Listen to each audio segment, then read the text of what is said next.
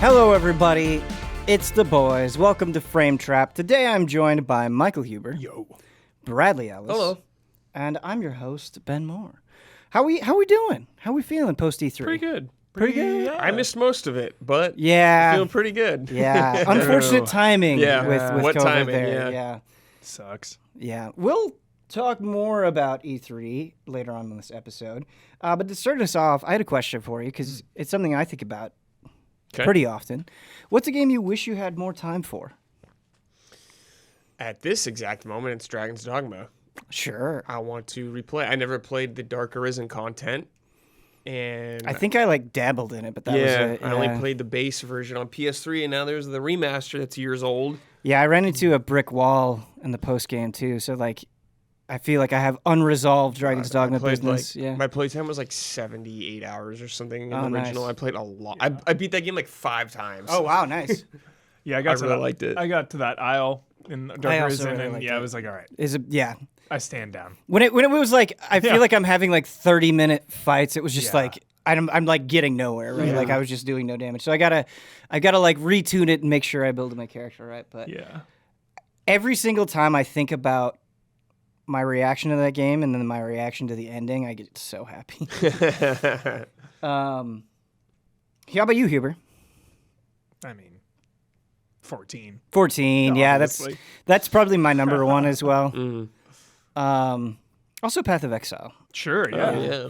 All the shit, man. All the Warframe, all of Path the- of Exile. Dude, I'd like to dabble with some Apex a little more. It's dude. been I was. so long. It's so funny you say. I was just thinking about Apex. Yeah. Yeah, Genshin. Like, I'm still get in waiting there. to start because I want to have my first session on stream. Mhm. But Yeah. I want to dive into Genshin. For sure. It's another time sink. Yeah.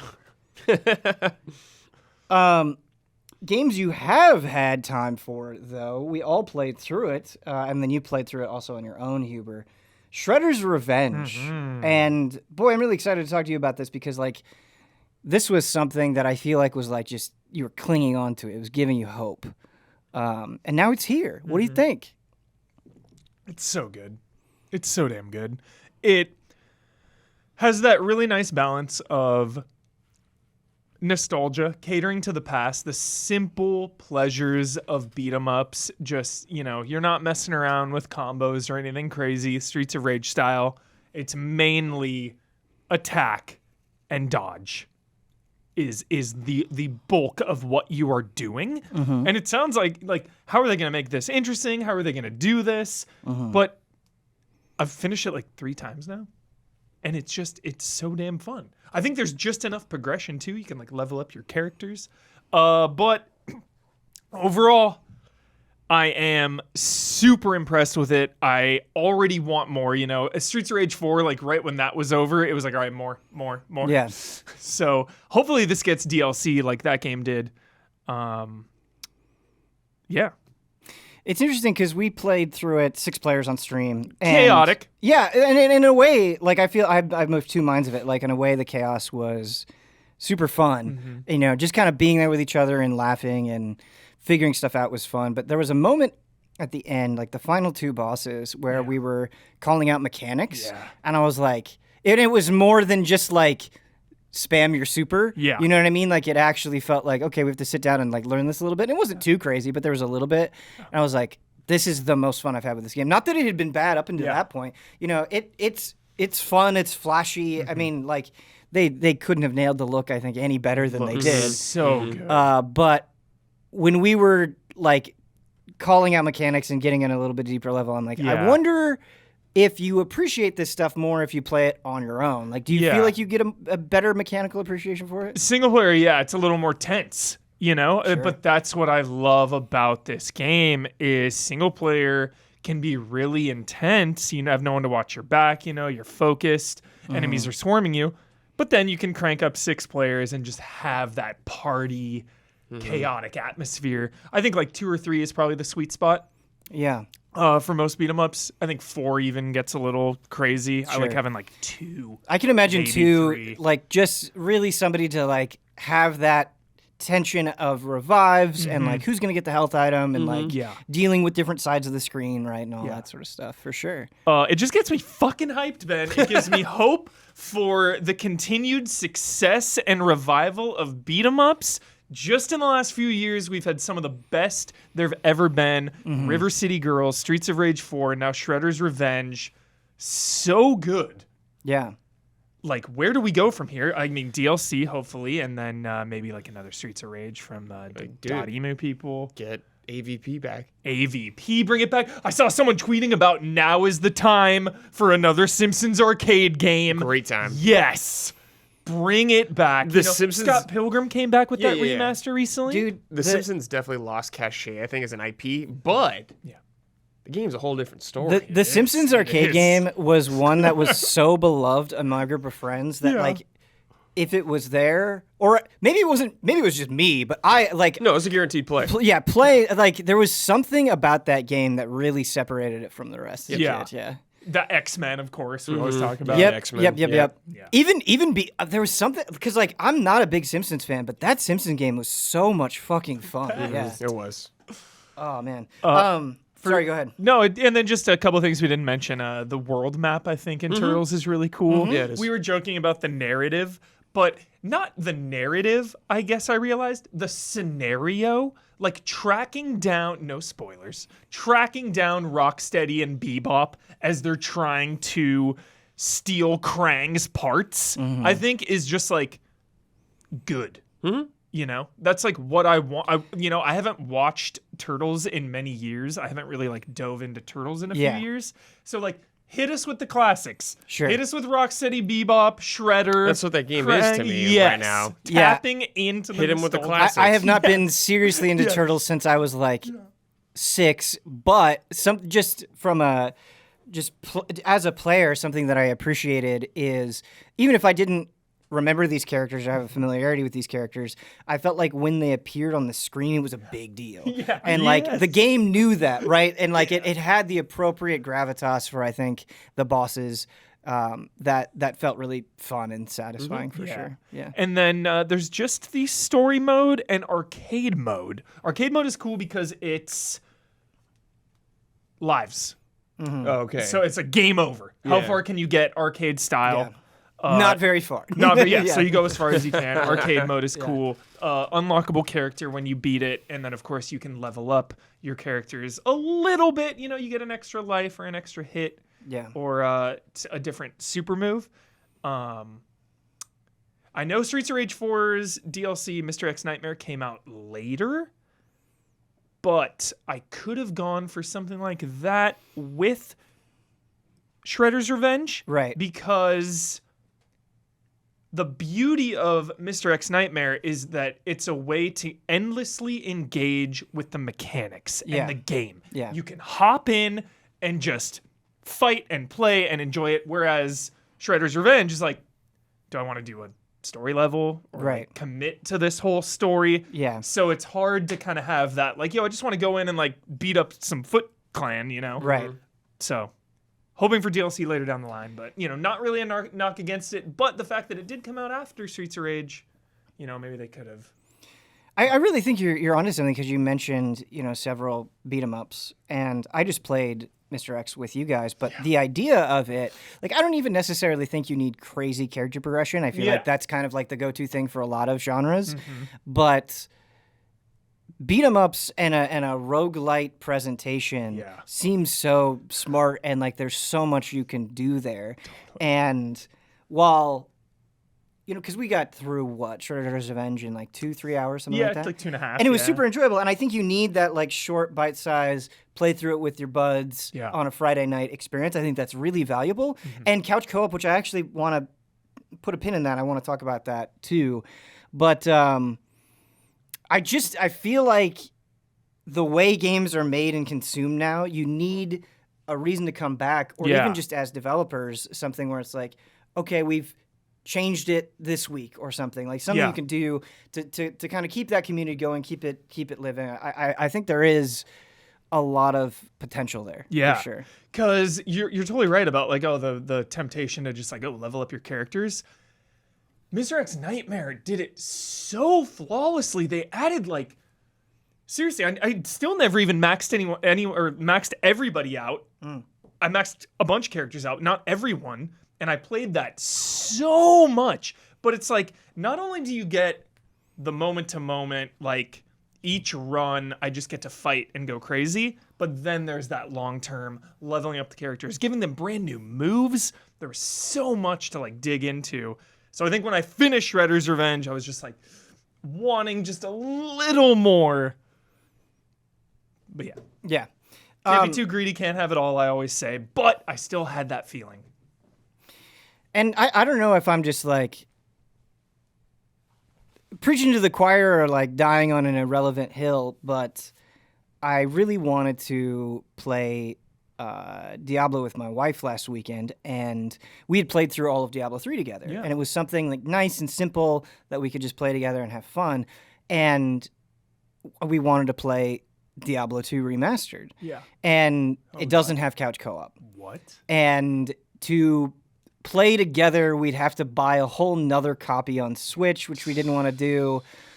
And so, like, the way that we went around it is it's like, okay, well, she's going to play Diablo Immortal on the phone and I'll play on PC. And that's what, but it was just like, I was just like, fuck, man. Like, it was really nice just being able to play Diablo 3 on the same big-ass TV together. Like, that was really nice. And it makes me so happy that Diablo 4 has said that they're going to have couch co-op. Nice. And I was like, man, they're, like, couch co-op is just, like, not a thing anymore. Like, it's an exception rather than the rule. Yeah. And I love playing games online with people. I think that's great. I want games to continue to have online support. But I think you have more special memories more frequently when you can share it with somebody, you know, that you're really close with. And I don't know. It's just something that I hope doesn't I don't want to get to a point where it's just gone away, and that will probably definitely happen. But Damiani and I, you know, I scrape the barrels looking for the couch co-op games. You do, yeah, Mike and Mike.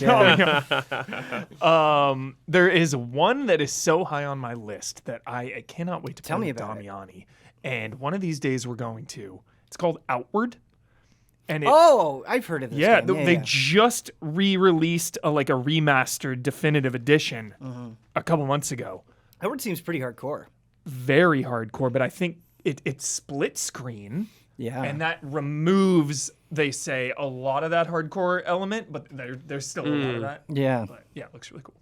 But yeah, Shredder's Revenge, hop right in. Local, online, up to 6 players. Yeah, it was so easy. It was so awesome just having that game and coming into the office and being like, all right, like almost all of us get to play this. Yeah. You know, what a treat. Play that with anyone. Yeah, you can, and you can play with anyone. With any human. Yeah. Yeah. Instantly in my top 5 co-op recommendations. Right. Immediately. Like, yo, I'm looking to play a game with someone. Shredder's Revenge. It's something that like is so frustrating about this Monster Hunter Rise expansion, where it's like, okay, Brad's playing on PC, I've been playing on PC, Isla doesn't have time to catch up on PC, but she wants to play, so she's on Switch, and we can't crossplay together. Just like all this shit just sucks. Super you know what I annoying. mean? Like, and it doesn't. It's not like, I'm sure Sunbreak is still going to be great, but it just sucks that we can't like have that rally moment, you know, and like everyone jump in, assemble. Yeah, assemble. Because I think that's something that Destiny has done really well, where it's like you don't even have to think about it. It's just like, do you have Destiny somewhere? Yeah. Play with anybody anywhere else. Yeah. It doesn't matter. Someone could be rank 1 billion and you're a brand new Guardian and you're good to go. I have to wonder, right, and I don't have the statistics for this, but like I have to imagine friends run into that situation all the time where it's like, all right, we want to play something together, we want to socialize. And like I have to imagine Destiny has benefited so much from that, and why it like is still able to hold on so well. Yeah. Is Doesn't just it have free to play too or something? Yes. yeah. Much of it, yes. Super Yeah, easy I to don't get know. into. I don't know exactly how much you can free to play, Yeah. but yeah. Yep. Yeah. And like, Yeah, just finished that new campaign. It was cool. nice. Diablo Immortal. Oh shit! Yeah. Right into it. We're gonna go right into Right it. into it. Spend $20,000 and then break your gem. I just saw that. I've you spent. see that? We'll There's get into it. There's There's so much noise. This so is much the noisiest game right now. Holy shit! Yeah, we'll get into it. We'll get into it because it's truly a catastrophic mess. But I finished the story. I got to max level and like Paragon 7, and so I've seen a good amount of content on the game. But I've talked about Diablo Immortal. Wait, I'm sorry, I missed that first part. Did you say you finished the campaign? I did, yeah. Okay. Max level in Paragon. Got it. All that stuff. Necromancer. Cool. And I have a lot to say about question. it. I'm sorry. No, go for it. Did you spend a cent before you beat the campaign? I haven't spent a cent, period. Perfect. Okay. Yeah, it's great context. and we'll get into it. It's like the battle pass is like $5, and it's like it's a mess. But we'll get into it because it seems like, well, I should probably at least get that, but then you're like, fuck, like then they win, and it's just we'll get into all of the pressures and all that stuff. But Brad, I know you. I don't know how far you are, but I know you just started. I'm level 26. Okay, which class did you pick? Necromancer. Okay, I also picked Necromancer. Well, I was like, I played Paladin in 2. Yeah. I played Demon Hunter in 3. And I was like, Necromancer's too sick. Necromancer is very, very sick. I beat 2 as the Paladin. Yeah. Then I played a Necromancer on the side, and I was like, shit, I should have been a Necromancer. My build right now is I summon a skeletal mage, I summon a golem, I summon a giant skeleton that does basically whirlwind, and it's like I barely have to do anything. But yeah, before I get into like my post-game thoughts on Diablo Immortal, because I have a lot to say, I kind of want to get your perspective as somebody who's just jumping into it. So, I'm a very casual Diablo fan, but so far I've been enjoying going through the game. The story, I think, is pretty well put together. Like I'm no expert on these games, but I'm having a good time going through it. I recognize some of the characters. I'm like, oh yeah, I recognize you. Like, you're from Deckard Cain. The Necromancer from 2 is in it, I think, super early. But I'm having a good time just going through killing some demons right now. Yeah. Like, I'm super early. I haven't spent a dime either on this game. It's very confusing. All like the shop and it throws a lot of weird shit at you. I'm like, okay, I don't understand a lot of this, but the gameplay I'm going through and so far I'm enjoying myself. It reminds me a lot of Diablo 3 specifically from what I remember of that game. Yeah, definitely feels like Diablo 3. Are you playing with controller, mouse and keyboard? Mouse and keyboard. Okay. Yeah. How are you finding it control-wise? It seems okay to control it. Like I said, I'm not an expert. I've never played these games with controller, so I don't know. Yeah. But it seems fine. Like I'm not having problems moving around or anything. Maybe not like the snappiest that I could think of, but it seems okay. Like it definitely feels like, this is a mobile game. Yeah. That I'm playing with a mouse and keyboard. I would guess I'd say. I'm playing on controller, and I would say for the most part it controls well. Are you guys playing on the PC version? Yeah. So I started on phone, and then I switched over to PC, and I've used controller on both. I mean, I've used touchscreen a little bit as well, but my only issue is like when you hit an ability where you have to target, it'll auto-target, and sometimes I feel like it doesn't necessarily prioritize the enemy that is like the biggest threat. It will prioritize whatever is closest to you. And so like I'll want to hit something in front of me, but I'll do the skill and it'll like do it behind me. I don't know if you've run into any stuff like that. I can't recall. Like as a necromancer, I only have like a few spells or whatever that I aim or whatever. Like I have like a bone spike thing, but I don't think I really had any problems aiming yet. Okay. Sometimes I would get lost in the shuffle of just like a bunch of shit going on and I'd lose my cursor for a second, but that's about it so far. It hasn't been catastrophic, but I've just like there's been a couple of times where I've noticed some aiming stuff. Yeah, that's probably total just mobile, trying to make it easier for people playing on mobile. Yeah. Because the PC version's a beta or whatever. It's an open beta. It's not even like technically finished or anything like that. So because it says like tap screen or something like that on when I'm playing on my desktop. Yeah, it's like this interface is not for PC. No, it is. It feels very last minute. Yeah. You talked about the story, and the story is interesting because I think there's some good stuff there, but I also have some frustrations with it. Like sure. It boils down pretty easily to don't let the bad guys get the world stone. Yeah. And like each individual chapter has its own characters and plots going on, but they feel pretty irrelevant. Like once you get done with an area, it sort of feels like, okay, this thing is done. Okay. And the most interesting stuff to me, where I was like, damn, this is really cool, is later on you can join either the Immortals or you can join the Shadows, and it's like a big decision that you get to make, and you get to be part of this larger group. And like the Immortals are like reigning, and you get benefits for joining them. But then I'm a Shadow, and we have to try to stop the Immortals. Got it. Yeah, I haven't gotten to that yet. Yeah. So there's like, and I don't remember every detail about it, but it's like the Shadows are like the Immortals are like this ruling class, but the Shadows are like there to keep them in line. Where like if they ever get corrupt, the Shadows are like, bring them down. Like we can't let this power go unchecked. We have to stop them. And so like that kind of stuff is really, really, really interesting. Go ahead. I feel like though, and I'm just coming in, so I want you to tell me if I'm wrong here. I'll do my best. I feel like Blizzard has gotten so obsessed with like fucking cosmic shit and just like everything is always so big in their stories. World of Warcraft, Diablo, everything is always about like cosmic beings, heaven and hell, big enemies coming from the past. Like, I just wish they would scale it back and start focusing on the characters again, rather than like big giant wars and eldritch beasts.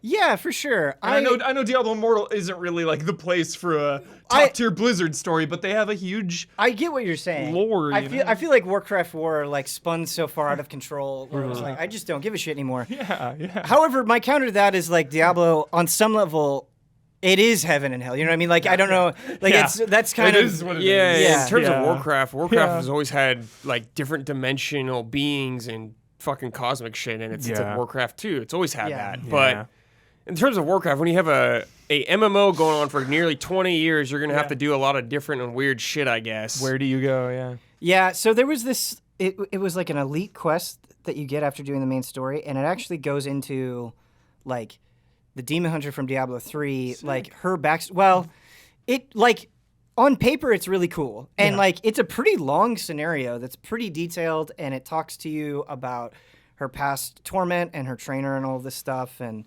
like theoretically it's all good, but I found myself kind of tuning out because it's like on paper what you're doing is good and cool, but it's like I can't tell you how many fucking stories I've heard where it's like my parents died from a demon attack and I carry that guilt, and it's just like what you're doing is cool, but it's so hackneyed, and I've heard it so many times. Yeah, it's not pushing anything. Yeah, and there's a lot of that in Diablo Immortal where I kind of got to a point where I'm like, fuck, I think there's just too much story. Like I want to sit here and I want to listen to it all, but it's just like none of it is like the ideas that they're playing with, and I think some of their inclinations, like including important characters from the past and all that stuff. I think that stuff is cool, but it never. I never like.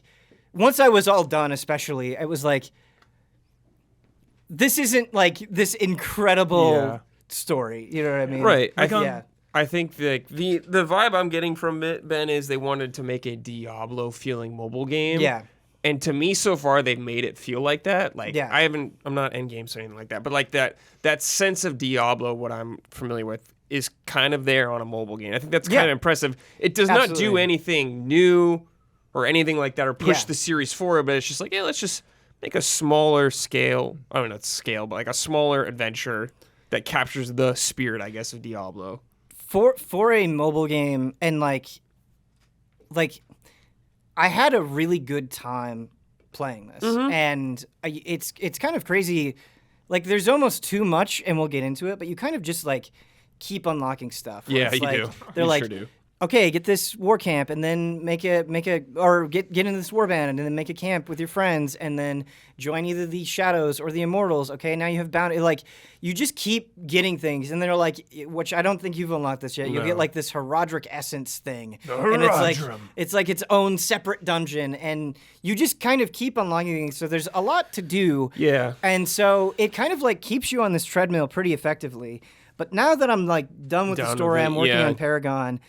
I'm like running into the limits of this game's design, where like even in Diablo 3, right, a pretty simple game, but at least like you would get new skills, but then you could modify those skills where it's like, okay, this thing does something different.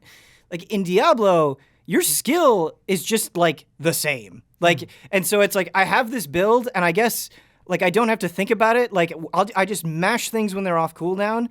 And like, sure, you can get gear that modifies those skills, but because it's gear dependent, you don't know when that's gonna happen. And that's where the microtransactions so come now in, we're right? now we're getting into, and so like, I can I'm at this grind now where it's like, yeah, I can keep grinding at my battle pass and keep getting Paragon levels, and I will keep getting stronger. But I feel like the gear I'm getting, it's just like so incremental.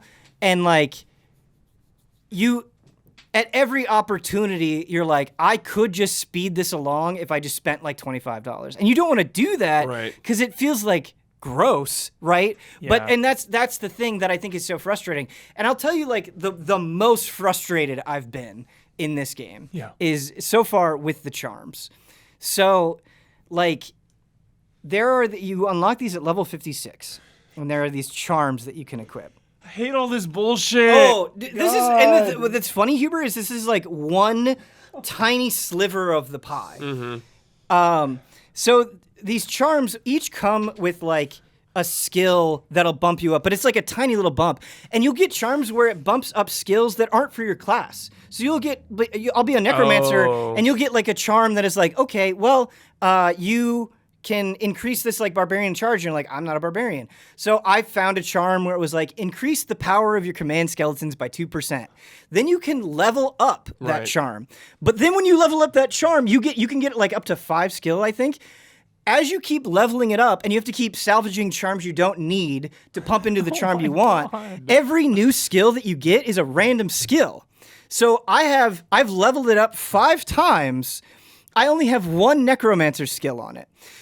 And then here's where it broke me. I leveled up another charm, which also only had 1 necromancer skill on it, and like a bunch of other skills that I didn't need. So I could extract that 1 necromancer skill on that other charm, and put it on my first charm.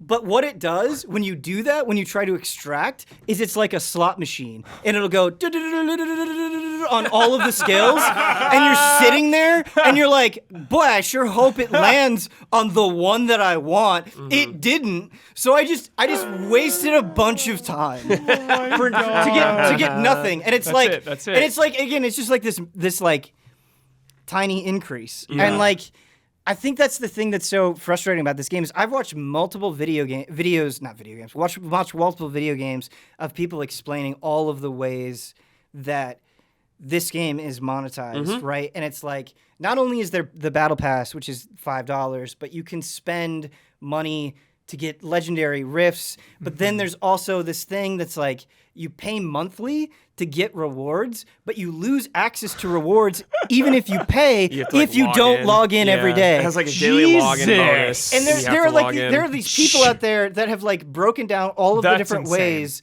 that Diablo like monetizes you, and like even they are like, we have to add an addendum to this video because there's more stuff that we figured out. Like we couldn't. Yeah, it's crazy. And so it's just like I do have a question though, because weird comparison, but like somewhat comparable, I guess. I think of Assassin's Creed. Yeah. And they had the XP booster that everyone made a big fuss about. You know, you buy this thing, you get more XP. I never got it. Never needed it. Went through the whole campaign and it's done. And that's that. It was like this big dramatic thing that I'm over here looking at. And I'm like, dude, you don't need that though. Like everyone's just yelling and complaining. Yeah. Full price game. additional microtransactions. Okay, Diablo is free to play. Yeah. But I remember like it just being this huge thing of like, dude, you don't need that. Just go through the game normally and the credits roll and you're done. You don't need to be a higher level. You'll just do the missions and that's it. Yeah. For Diablo, Yeah. you said you beat the whole campaign without spending a dime. And I can keep playing and keep chipping away without spending any money. But is the post game stuff worth the grind? Because I'm someone who's always just like, I'm coming in for the story, even if it is completely irrelevant and doesn't even matter. Like, give me something to do. I'll go through the story mode and then reevaluate after. Yeah. What is the end game? So here's where I stand with it, and it's kind of complex. Where like, undoubtedly, I've had a good time. I've enjoyed my time with it. I am getting to the point, like, kind of where I said, where, and then there's another game that I'm going to talk about, where I'm kind of reaching to this point where I feel like grinding, and I feel like Diablo Immortal is simple enough that, like, I could keep chipping away at it and, like, have it be on in the background, but it isn't deep enough to, like, really want to do that. Yeah, to go whole hog, because there's it has a stink on it that is, like, hurting the it. Blizzard stink. Right, where, like, there's PvP, and I went into PvP, and there was just this monk that was just, like, destroying our whole team, and it's like, wait, I thought they scaled for PvP, pay to win. but it's like, did he pay to win? Because it feels like something's wrong here, right? Where there's like one player that's like demolishing an entire team, right? And it's hard to know what exactly is going on, right? And I'm not sitting here saying that like I can tell you exactly what happened or how much this person spent. I don't know, but again, it creates this like psychological issue of like, do I want to even play PvP if this is going to be a thing? Yeah. Right? That's frustrating. And so it's just this like cloud that is kind of hanging over it. I guess my interest in the game is I literally am just gonna go through story and maybe see the end game. Is like I don't have an attachment to like do post game, so I'll probably have an okay time. Yeah. But I feel like for the people who love past Diablo games or who are into PoE, it's probably a hard sell for that end game. Right. Especially when PoE is also a free to play game. Well, it's just like the layers to it, right? Where it's not as just someone who's not very far into the game, there is a lot of layers and a lot of menus where I'm like, this is too much. Like a big source of your power is legendary gems. Right. But to level up the legendary gems, you have to put in other legendary gems, and they have to be the same level as what I think they have to be the same level anyway as what you're putting in. And so it's like you're just like it's just so slow. Yeah. And the gameplay isn't that interesting. And another game that I'm going to talk about later on in the show, Lost Ark, it's like I was thinking, why don't I just play Lost Ark or PoE? Where I feel like with PoE, when I was playing that, it was like I was constantly making interesting decisions. And like I felt like I really had to think about, okay, what do I want my build to be, or what skills do I like? It was just so detailed and in depth, and it's like I'm booting up Diablo Immortal, and it's like I'm literally just hitting skills as they're off cooldown. And on some level, that's nice. Like I think in some ways the simplicity of Diablo Immortal is nice, but it's like there are other games that feel less predatory. And I know that Lost Ark has had its complaints with microtransactions, but I feel like it's not in the same league, or my understanding of it is it isn't in the same league as Diablo Immortal. I think putting this game on PC adds a level of expectations for people. Right. I think if it was just mobile only still, people might be a little more forgiving or expecting. Right. Like, I think it being on PC has generated a lot of interest. Like, I will try it because it's on PC now. Like, I don't really care about playing on my phone. It's cool that you can, and I think that is the main thing the game was designed around. Yeah. And I just think that if you're going to play a game like this on PC, there's way better games to play out there.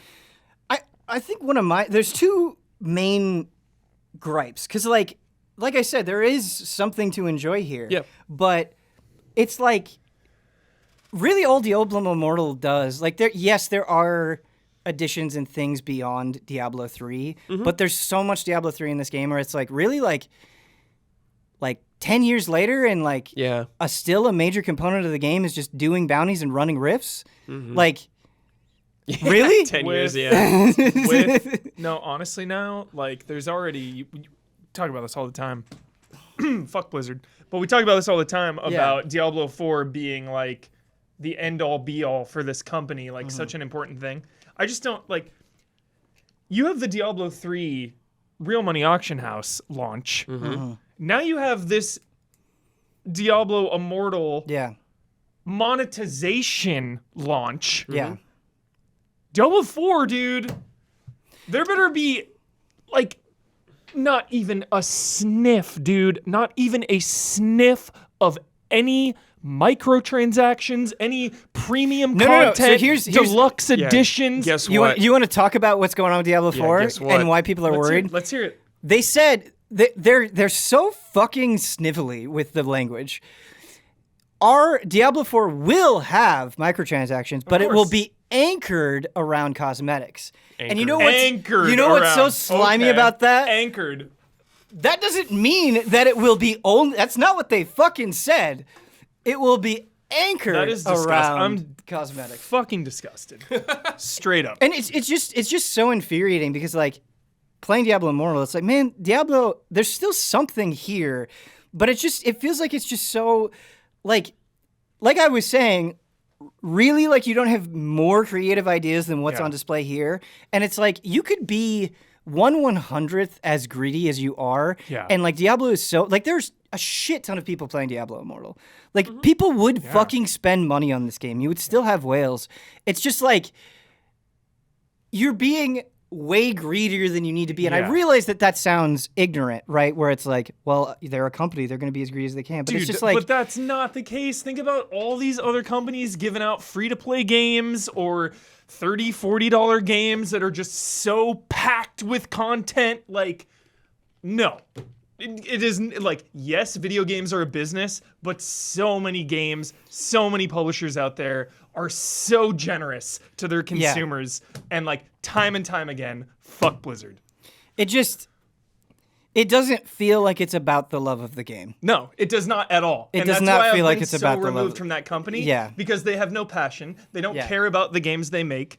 The business element is just... That is the only thing I see when I talk about Blizzard or when I see Blizzard. I don't think about Kerrigan or, some sick Rainer quips. I just see $, money, business. But what's crazy is this stuff is like so psychologically effective and it really is predatory where like you could very easily fall down a rabbit hole. Like the way shit is priced in this, you could lose $100 in a blink of an eye. You know what I mean? Right? And it's like there are going to be people out there that it's why it's like I feel it's so shitty for me to be able to say like I feel guilty that I'm enjoying this game and talking about it on a podcast. Like Haven't spent a cent. I haven't spent a cent, but it's like I don't want to encourage somebody to like waste money on bullshit that they don't need. You know what I mean? Sure. Because Yeah. that big story going around was the guy spent $16,000 to get a legendary 5-star gem. Are you talking about Quinn? I think, yeah. Yeah. It took 6, and I know There's a number of streamers that are doing that, and it's like that's horrible. Well- Don't do that.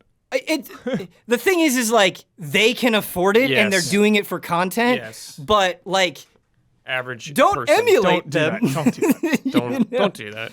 Yeah. But it just shows the numbers too of like how Las Vegas slot machine this game is. yeah. Just how hard it is to get those things you need at the end. Those gems. Yeah, man, it's so crazy because it is so like I was in Las Vegas recently just playing blackjack and it's like Blackjack is a fair game.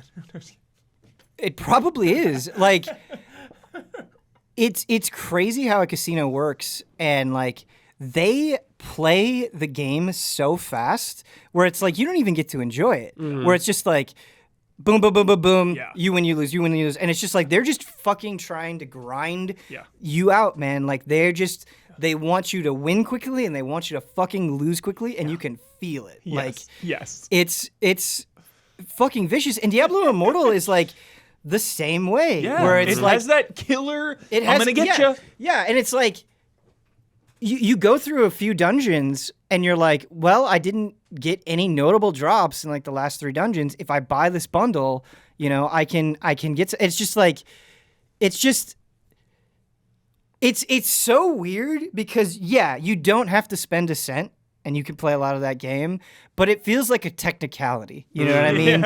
It feels like Put an asterisk there. Yeah, it's like you have to fight against it to not spend money. You know what I mean? You have to have and strong like will, I'm right there. I'm like, well, the Yeah. battle pass is like $5. Might as well do it. You know, like I'm like on the brink of that. Yeah. And it's just like that's just not how I want to talk about this game. Exactly. I wish we lived in an alternate timeline where I could be like, Yep. dude, holy shit, they put Diablo on phones and it's so much fun and like everybody's having a good time and they're remembering their old Diablo memories and everybody's like just having a blast and like it should be like this wholesome moment and like the conversation is rightfully dominated by, oh, it's like evil. You know what I mean? Yeah. Incredibly pay to win for sure. Yeah. And like I definitely don't want to speak for all the devs who like actually have passion about it. Yeah. I just want to get my point across of like your passion is not shining through because it's dominated by the business. Well, and it's like it's hard not to be utterly cynical about all of this because like Diablo 4 is already setting itself up for a win where like Diablo 4 could come out and have gross amount of microtransactions, but Diablo Immortal has made the bar so low that I guarantee when Diablo 4 comes out, people be like, oh, it's not that bad. Yep. And then it's just like Blizzard just wins again. Was that the whole plan all along? Right. Is Like, that the holy whole shit. fucking plan all along? That's just You know what I mean? That's just And it's video games yeah. nowadays, man. Like, you brought up Assassin's Creed earlier, dude, and I fucking hate that shit. They put in, like, extra things to buy in the XP boost. It's like, that's such bullshit. You spent $60 on this game. Yeah. And it's just like, fuck, man, these games are trying to get money out of you forever, constantly. Yeah. And, you mentioned Assassin's Creed, and it's like their next game presumably is going to be a live service game. Yeah. And it's like, were they just softening people up? You know, there's Straight been up. in-game shops for game years. companies been doing that for years. Like, we expect everything to have microtransactions nowadays. Yeah. Like, I get it for a lot of games, especially ones that support constantly throughout, like, Yeah. a long period of time, if it's, like, free a lot of ways, but it's just like, even MMOs, even 14, like, wow, they got their in-game shops or shops for the game. You spend monthly fees on it already, but they want to sell you something for $25 or some shit. Yeah. Yeah. Just like, damn. Which is why I will always rep the Fortnite Battle Pass. Pretty generous. $10, nice and chill. That's it. When you want to. You want to play that season? $10. You don't have to. Hop right in. And you know a lot more about Fortnite than I do, but I feel like Fortnite is able to, like, it's able to succeed based on its quality. You know what I mean? Like, it is just fundamentally a good game. Yes. And it feels like it's constantly updating. It's constantly giving. It's adding modes that people want. It's doing just constantly really hype shit. Right? Like, think about how many universes are in Fortnite.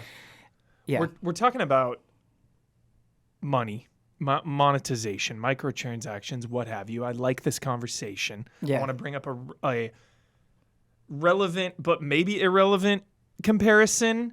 Is I've seen a lot of pushback on The Last of Us remake being a full-priced game. With no factions, like the original had. Yeah, no multiplayer, single-player remake. Do you see any kind of like... I mean, is it all just case-by-case basis with this? Usually. Diablo Immortal is free, so that's how they kind of Games are so in depth and have so much nuance. I usually treat it as a case by case. So I'm not sure what your question is. Sorry. Just do you think a remake should be fully priced?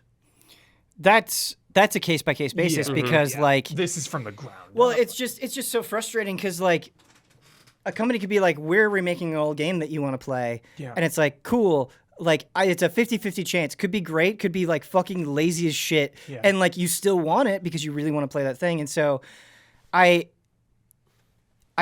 like it's kind of like free to play. When a game says we're going free to play, it's like, I don't know if that means you're going to be super chill and I don't have to worry about it, or if I have to watch a 40-minute video to understand the depths of your monetization, right? Yeah. So it's like, I think that's the thing is it's just so all over the place. And I think the thing that is frustrating is like, I'm not anti Last of Us Remake. I think The Last of Us is an incredible game. Like, one of the best. I think it earns its price tag in a lot of ways.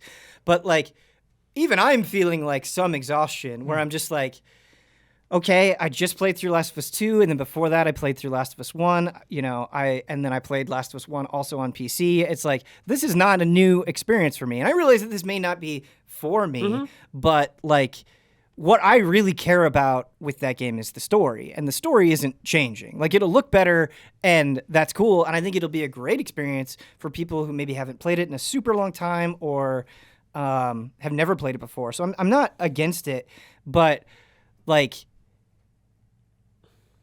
I'm ready for what's next. You know what I mean? Yeah. And so I kind of get that, and I think maybe that's also, and we'll get into it later, coming off the back of like, this was not a great E3. Yeah. Right? And so like I get people being concerned because I think at the end of the day, like, people just want to have good games that they don't feel guilty in investing in. I do think it's interesting because it's like Game Pass, free to play, Fortnite, all this has like made the industry so weird. So it is interesting that like there's outrage at a full price game and then also outrage at like monetizations. It's like both sides.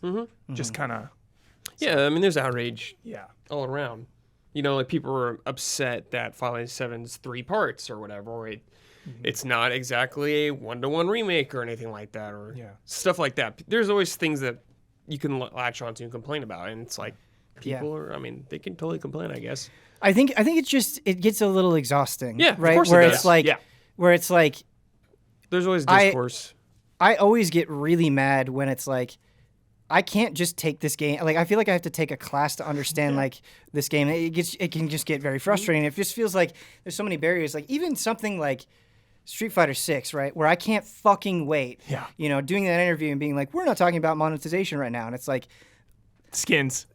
right? Like, what is that going to be? Maybe maybe it'll be fun. I'm not trying to be doom and gloom here, but it's like, that's just a thing we're going to have to worry about. You know what I mean? A lot of games. Yeah. Damn it. You know, it's like, fuck. Yeah, it's almost like rare you get a big AAA excellent game with no microtransactions. Thanks, From Software. Yeah, for Yeah, now. right? Yeah.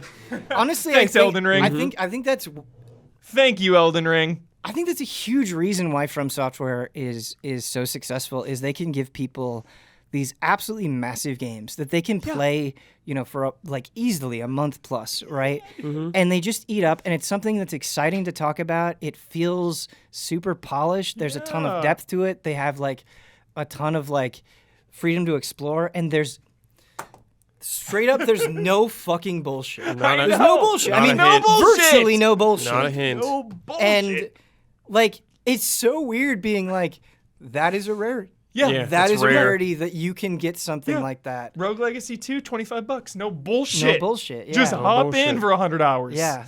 No bullshit. Yeah. I don't know, man. I liked that. I liked it a lot, Ben. Yeah, it's been a weird time with, I mean, Blizzard's been a weird spot forever. But with this now and Overwatch 2, like, changing its model, I'm super curious to see how all this plays out, like how things will be received, like eventually the microtransactions for Diablo 4 that we know are coming, and like whatever, like that survival game they're making, whatever will be tagged onto that. And Hearthstone, like, none of us know about Hearthstone where it's at nowadays. Like, it's a card game, I expect it to always be, but I don't know. It's just really interesting. I was actually watching some Hearthstone videos just because I was curious about how things were. Yeah. Yeah, man. But fuck, it's crazy to me that I can't just be excited about Diablo 4. You know, that it's like, It's always thing in the back of your mind, like, just a little. yeah, it's just a thing Yeah. in the back of your mind. Yeah. And it's like, and it's not just me, like other people echo that, where it's like, I this think looks really good. I have no faith in Blizzard. You know what I mean? And it's just like, that's fucking, and that's the correct viewpoint. They've honestly earned it. Yeah, so they have honestly I think earned it's it. And totally it's- acceptable to have that opinion. Yeah. I don't know if it'll change, but I do wonder in a year or two from now with Microsoft taking over it, if things will change up in any way. Yeah. Yeah. I don't know. Like, they are a business and they're out to make money. I understand that. But I just wonder, because, Yeah. with Activision essentially being in charge of Blizzard now, Right. for now. And if you're a Game Passer, that kind of alleviates some of those microtransactions, maybe, if you're... That's true. And I know League is giving everyone away and all that. Maybe Blizzard Game will... Pass. But the thing is do it's that. like, I think Microsoft is doing a lot of great things. Absolutely. I would definitely go to bat for some of Microsoft's strategy, but then it's like, yeah, Halo Infinite microtransactions were a fucking mess. Gears of War has had microtransaction messes. It's like Yeah. Microsoft is in no way immune to this bullshit. yeah, You know what I mean? absolutely. And I'm not saying that even approaches Right. I what wonder- Diablo Immortal is doing. Yeah, but I just wonder about some of the philosophy, if it'll change at all or if it'll remain the same. yeah, it's just it just feels like they're gonna try to get away with as much as they can. That's what it yeah. forever. And Well, you know Yeah. what? I was happy that at least Diablo 2 Resurrected seemed pretty good. Like, I know it's a Yeah. remake, but I don't recall many things where I was like, ugh, scummy, trying to get more money out of me. But maybe there yeah, was. I feel like I didn't play it nearly as much as I wanted to, just because it was like, oh, Blizzard is like such an evil, So it's like it's just like all of these things, Piling and on. it's good to think about these things. It's good to talk about these things.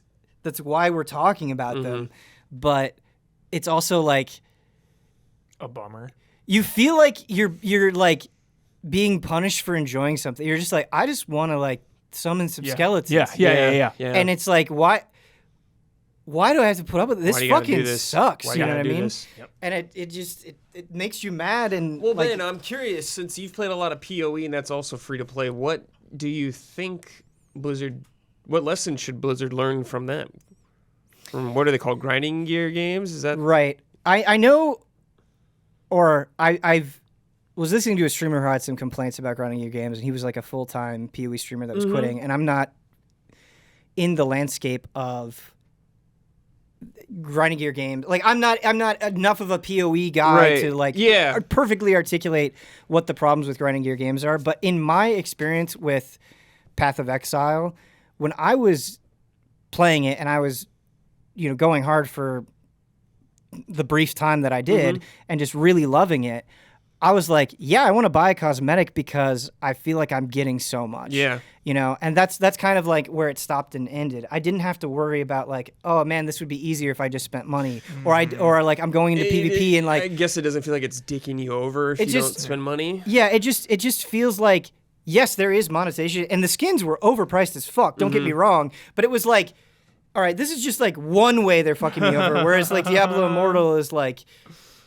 how many ways can we possibly fuck you over? And the other thing, and we'll get into it with Lost Ark, is I just felt like there was so much more going on in Path of Exile, where it was like, it was more satisfying to play, where it's like, I have to think about what I'm doing and why I'm doing it. And obviously, you rely on guides and things like that. But even with that, there's just more inherent mechanical complexity with what's going on. And so the reason why I'm going to be talking about Lost Ark today is I was like, man, Lost Ark seemed really cool, and it seemed like there was more going on. After I've played so much Diablo Immortal, I want to dive into that and how I feel, and we'll talk about it later. But Brad, let's take it back to a simpler time. Let's talk about Ape Escape. Oh, yeah. Oh Ape my Escape. God, simpler times. Yeah, several times. Holy shit. This is my first time going through Ape Escape. Nice. Did you go all the way through it? No, I haven't beaten it yet. I'm like halfway through, I think. But I played like a demo of it way back in the day. Same, yeah. I don't know if it was just a demo or what, but I had some experience with it as a kid, and it was awesome, but I never had a chance to go through it. I just never played. I didn't know anyone that owned it, so I never borrowed it from anyone. But yeah, it's been really interesting, especially because it's one of the earlier DualShock games. Yeah, and that was a big deal. Where for I'm it back playing in the this day. game and I'm like, man, some of these controls are really dumb and don't make sense, but it's so delightful in some ways. Like, obviously, the game is extremely charming. You got these monkeys you're trying to catch. They got these helmets on their head that make them smart. Right. You got to chase them through these, like, 3D levels and capture them with a net, which is a lot of fun. Yeah. But the controls have been really fun. Like, you have, like, a beam saber kind of thing and, like, a net. You'd think nowadays it would be tied to, like, a face button or a trigger button. Yeah. It's like You flick a the direction stick. on the stick. Yeah. You're like, Hell yeah. what is going on? This is cool. I remember that. But nowadays it doesn't make sense or Right. to me at all or hold up in any way. But it has been interesting just going back in a different time of controls. Like when you play older games, there wasn't so many games feel unified in their control scheme, especially like FPSs, you know? It's like every game it's going to be a right trigger or R2 to shoot your gun or something like that. But this is the time when like button layouts changed all the time. Nothing was set in stone. But I've been having a good time. I've been playing it through the new PS Plus thing, the subscription, which I wasn't gonna get, but that was the only way to get Director's Cut, Resident Evil Director's Cut. So are you streaming it or did you just download it? No, I've just been downloading Nice. and playing it. No, I'm not. I ain't streaming nothing to play. Garbage. Yeah, my internet's not good enough to do that in any meaningful Gotcha. way. But Yeah, I tried streaming a game. Yeah. On PS5? terrible. Really? Okay. Terrible. It stuff. works. I had a more Yep. positive experience. So, so that's we did it interesting. here, and it was okay here. Okay. Like I played Ninja Gaiden Sigma, Okay. and it seemed alright. Like it looked a little like grainy almost, I guess, Sure. but seemed like it played fine, and like the input seemed alright. So it's Would be very possible important for that game. And not my ideal way to play it, but Yeah. it's possible. Yeah. But this is you can actually download, which has been nice. Yeah, that's awesome.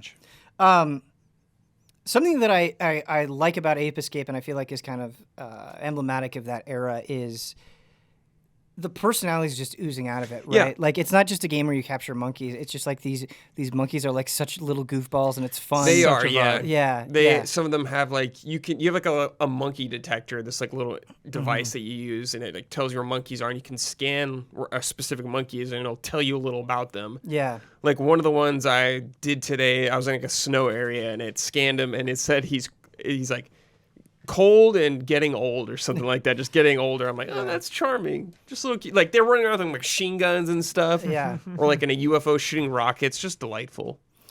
You mentioned how like unique it was to control and how it was like kind of taking advantage of this new control scheme. Mm-hmm. And that's something that like sometimes I feel like games are almost afraid of. Like I feel like every new game, like the first thing that leads is it's like, oh, it's like Diablo or Assassin's Creed or Arkham or like it's just like, yep, it's like something that you know inside and out, right? And I think that that's, and obviously there are games that have come out that have been that have been similar to it, but that's something that's like cool about Monster Hunter, right? Where Yeah. it's like it does feel so It feels distinct, Yeah, it's in Monster Hunter. comparison. Monster Hunter first always. yeah.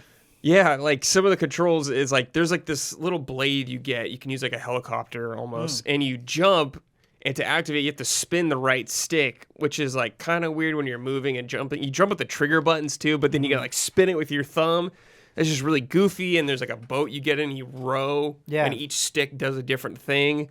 There's also these cool mini games I did today, like a ski one. You're like I was a monkey and I was skiing, and each analog stick controlled a different ski. It reminded me of the snowboarding game from FF7, but I was just skiing around with these weird. You know what? It reminded me of like Wii almost, of like just weird control schemes. Yeah. And they're just experimenting with like, what weird thing can we do with this? And they're just having fun with it. Yeah, definitely. And you know, just with the design of like trying to find all the monkeys, I feel like you probably get to know the levels really well, right? Like Yeah, as you're 'cause- combing through them. Yeah, you're combing through them, and you can't always get every monkey your first run through. Like sometimes you'll need to come back later with a different gadget or something like that. Like Nice. I needed like a slingshot or something to shoot a door open, but I didn't have one the first time. So it's Yeah. like encourages you to go back to get those extra monkeys. And you know, something it's funny like talking about Diablo Immortal, like there would just be times where I'm just like just shut up. Like let me just like like this story is not good enough for the amount of time that you're like putting into it.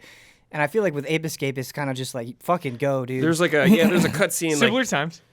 the boss ape, he like stole this experimental helmet that made them all smart, and he made a bunch, and it's like you gotta get that back, and that's Ape Escape. Right, but it doesn't like overcomplicate No, things, you it know? doesn't overcomplicate things. Keep it simple, simpler time. Simpler times.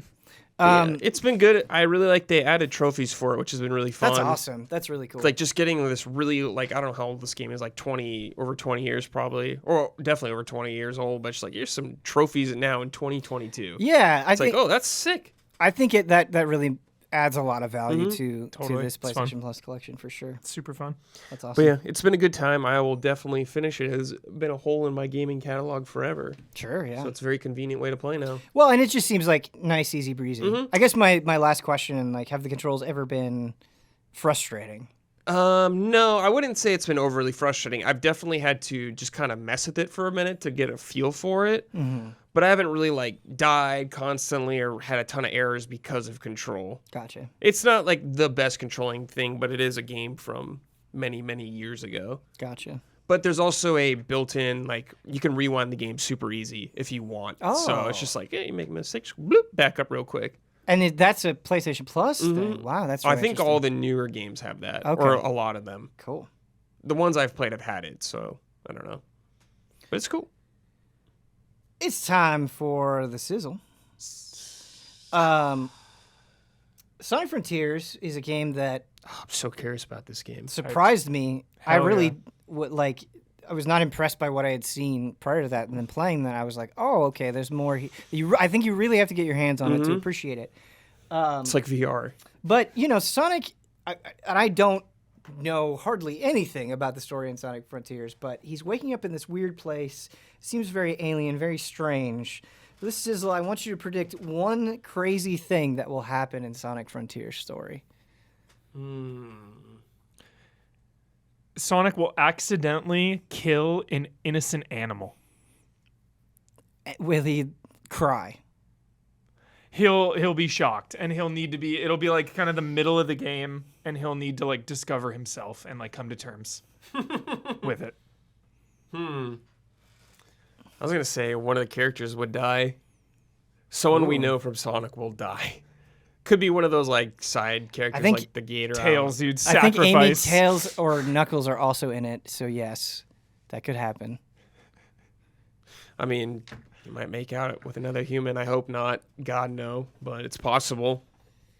Sonic will kiss a human on the lips. Yeah. Again. Sonic will become aware of his what he is, that he's like a fictional character, and he'll have to wrestle with that realization. What am I? Dr. Robotnik will be Jim Carrey, actually. Dude, That would be fucking sick. crazy if like he just shows up and I would love that. Yeah. It's only a matter of time before the multiverse opens up in the Sonic world. Yeah. Do you think, because of all the Marvel stuff, we're just going to see like an abundance of multiverse stories in all forms of media? Yes. Yeah.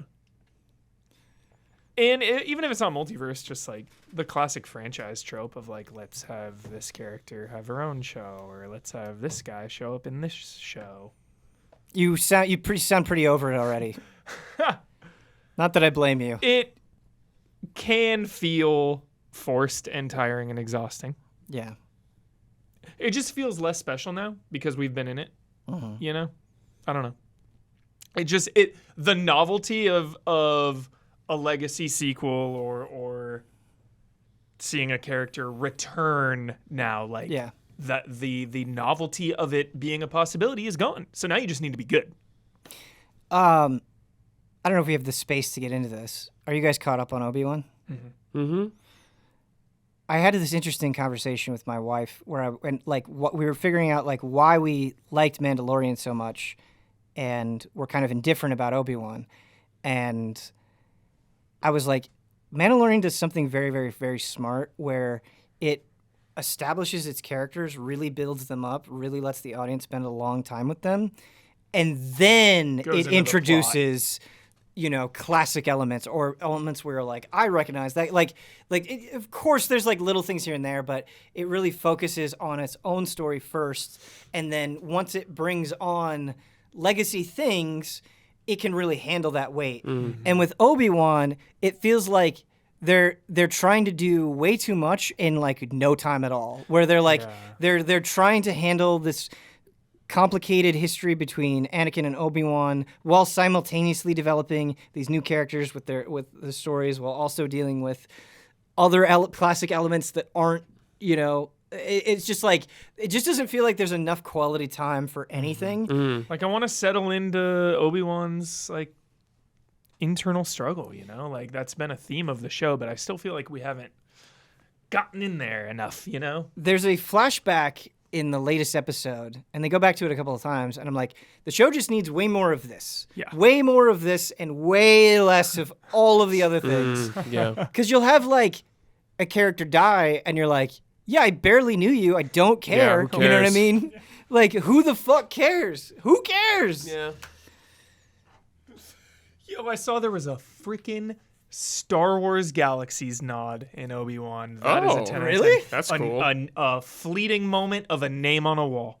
Oh, that's cool. Star Wars Star Wars Galaxies. Galaxies is a game I never got So to play, sick. and people talk about it Same. so fondly, and I'm like, damn, I really wish I could have been there for the hype. Moment in shit, time. yeah. Loved it, dude. So Moment in much. time. Definitely my favorite MMO next to WoW at the time. Nice. For sure. Well, I just because I've seen things on it. There's this one video in particular that was like how the Jedi ruined Star Wars Galaxies, the new They Jedi. nerfed it. They killed it. They nerfed it. Because it used to be a secret to how to become a Jedi. You Right. couldn't pick it, and then they...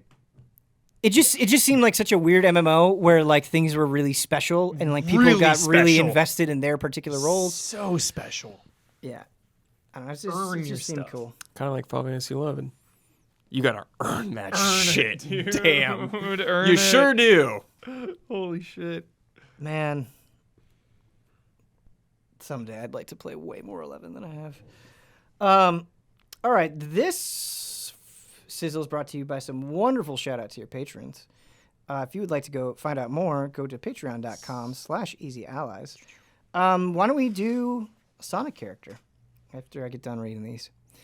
Shout out to Elthanas, Greg TheDarkKnight Kettering, Caleb Togi Crawford, Nick Anacrothe, and Jabbawabs. Shout out. Shout out, Sonic!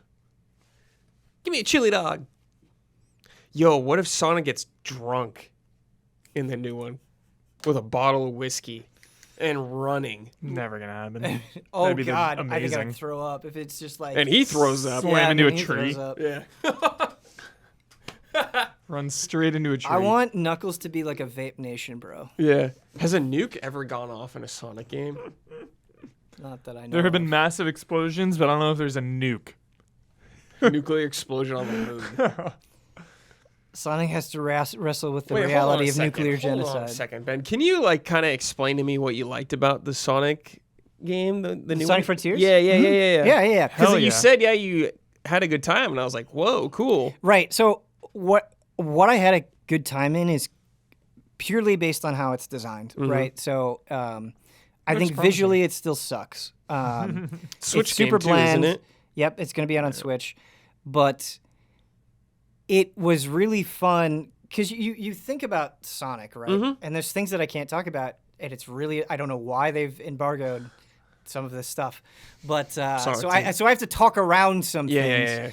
Yeah. But you think about Sonic, right? And traditionally, it's very much like, go down this path, and you are trying to deal with the obstacles in your way as you're barreling forward, right? And that's an oversimplification of what Sonic is. I understand that, but generally that is true.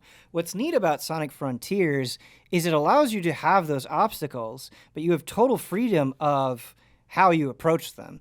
And so it was really neat being like, oh shit, there's a rail up there. How do I get there? And then like looking around the environment, right? And it's not like I'm just looking straight ahead. It is I'm looking above me, around me, I'm going over there, and it's just you have this sense of freedom and this like sense of playfulness with the world that's really fun.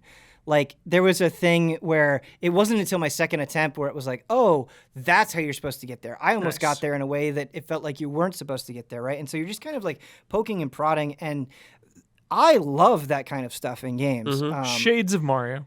Yeah, I know it's not for everybody, but I think something that is fun about like a Mario Odyssey or a Breath of the Wild or insert game here that is comparable is Flexibility. when you feel like the world is interesting enough that you feel like you're constantly uncovering something, right? Or like you feel proud because you went out of your way to get somewhere. And like I got to play a very small amount, so I can't say this with like authority, but I really hate games, or not. Sometimes I get bored in games where it's like the path forward is so obvious, right? Where it's just like, just do this thing. Like I want there to be some mystery. It's like I went there because I saw something in the distance that looked cool, right? And I think that can be a pretty magical moment in games. So I hope Sonic Frontiers has Yeah, it's that. good to hear. Yeah. So it's just it's like the thing that's crazy though is it still feels like Sonic, right? Like you're still homing attacking things, you're still bouncing on springs, you're still grinding on rails, like you're still doing traditional Sonic stuff. It's just in this sort of like micro puzzle freeform way that's kind of new, right? Yeah. Cool. And I wish I could talk about the other stuff. Oh, also, Brad, the other thing, not to make this purely about Sonic Frontiers, but it seemed like each type of enemy that I'd be fighting was like on their own relatively simple, but they all felt pretty different from each other. And so it was like, I'm doing a different thing against this enemy, against that enemy, and against this enemy. And so it's like, even in this short demo that I had, yes, each of these enemies on their own were simple, but I was doing a different thing for each of them. You know? Okay. I think when you have a more open design like that, if you're constantly refreshing the types of enemies that you're fighting, you're not doing the same thing over and over and over and over again, that really helps. Definitely. Huber, we mentioned it earlier. Yo. Tell me about Fortnite, dude. It's, what is this, season? Chapter 3, okay. Season 3. Okay. Chapter 3, Season 3. Why is this special? Not really special. I don't necessarily want to fully talk about Fortnite. I mainly brought it here today, Ben, more because I haven't really been in the mood for a lot of video games. Same, really. You know? Yeah, I relate to you with that. Yeah. Yeah, and time again, Fortnite is the warm blanket that I can just hop into alone, hop into with this guy. And it's like we said earlier, it's just always changing. It's just so inviting. There's never any bullshit. It's just like you log in, you drop on the map, it's done. You can do your quests if you want to or not, and you can just play and like turn your brain off, but also like turn your brain on and get into it. It's just like it's everything, and it's just such a nice balance. Yeah. The main thing they did add this season, I will bring it up, is mounts. Right. And they're so freaking fun. That's crazy because I feel like Fortnite already has so many different things that you can drive. You know? Yeah, they had the cars, they had choppers at one point, they got the boats. Yeah. You can now jump on a wolf or a boar. You're freaking out. Are there bears? No bears yet. No Do you think bears. it'll happen? I hope so. Okay. But I want the bear to have an attack. I want to be able to like hit R2 with a bear and have it like because you can shoot on the mount, so people are going crazy, just like jumping on buildings on their board, just like bop, bop, bop, just like mauling somebody with a bear. That would be so fun. That would be fun. Yeah. The season's called Vibin', and it is just a really cool laid back vibe. It's a really good battle pass this season. They've got Darth Vader is the tier 100. And then shit, Darth Vader, yeah. And then Indiana Jones as well. So that's just gnarly. Like, No lightsaber though. Yeah, no lightsaber for for Darth Vader. It's that's upsetting. bullshit. He is like, dude. He has like a really shitty pickaxe. The dumbest shit you've ever seen. It's like a big metal stick with like the Imperial logo. Yeah, it's on really it. bad. It's like, what? Everything else is Just sick, give him but a fucking red lightsaber, you idiots. Yeah. And it's because lightsabers are weapons sometimes. So people are like, it'd be confusing. It's not. It's not. It's not confusing. I will be confused to have a lightsaber. Yeah. Like, please. Yeah. If someone has a lightsaber and I don't know if it's a weapon or a pickaxe, like that's fine. For the greater good. Yeah. Yeah. And then I brought it to Frame Trap a couple times, but I just love the game so much. Then they added no build mode. I don't know if we've talked about that here. It's something it's a that few months I feel old like now. you and I have talked about briefly in private, but I don't know if we've ever like sat down and talked about it on the show. Yeah. Just incredible, for anyone out there who was just intimidated by being put in a box, Yeah. Who the builders now are like out of control because That's all that's left. that's all that's left. It is like every day, dude, I just see a video of like builders toying with people. Dude. Yeah. Just like it's insane. Just put them in a box. They'll just like put someone in a box and then just like stand there. It's just crazy. But now you can avoid it all and queue right into no build mode. Right. So just catering to everyone's needs. The biggest thing for me is clearly it's something that the community has responded to. I think pretty overwhelmingly. But like as a developer, it's like this is a major fundamental part of our game that we're willing to take out and you guys are into it. Blows my mind. Yeah. The Blizzard glory days, they would pull shit like that, right? Like do some crazy thing, like let's take a risk. I feel like can you believe they took building out of It's like it's. Well, I feel like that it's up. the anti-Blizzard because it's like we've like fans have to like fight a war to get WoW Classic, right? They have to enlist in the army to get WoW Classic happening. I mean, this long protracted battle. Yeah. And then at the last possible fucking minute, they're like, okay, I guess we'll bring Diablo Immortal on PC. You know what I mean? Like, so it just feels very protracted and like begrudging. And Epic is like, no, we'll do this. This is cool. That's the thing is like, it's all about perception and vibes, and like Fortnite is king business, but I still feel the love and respect and passion as a player. Yeah. I don't feel manipulated. I don't feel pressured into buying anything. There's no bullshit. You can engage it on your own terms. Yeah. I respect that so much. I kind of want to compare my own somewhat recent experience with Fortnite with your experience because you are a much more invested player, which I think is cool. But, you know, for years I was just kind of like indifferent to Fortnite. I was just like, oh, it's just not for me, you know. Like I didn't hate it, I just didn't care. And then, you know, my sister was really into it, and I went home and I played with her, and I was like, jolly. this game is awesome because it felt Couch kind of, co-op. it felt like, well, one, just how easy it was to like play together, and it's like you can play on this, I can play on that. That stuff's cool, and I really do appreciate that. Like we were both playing on Switch, right? That was neat. Nice.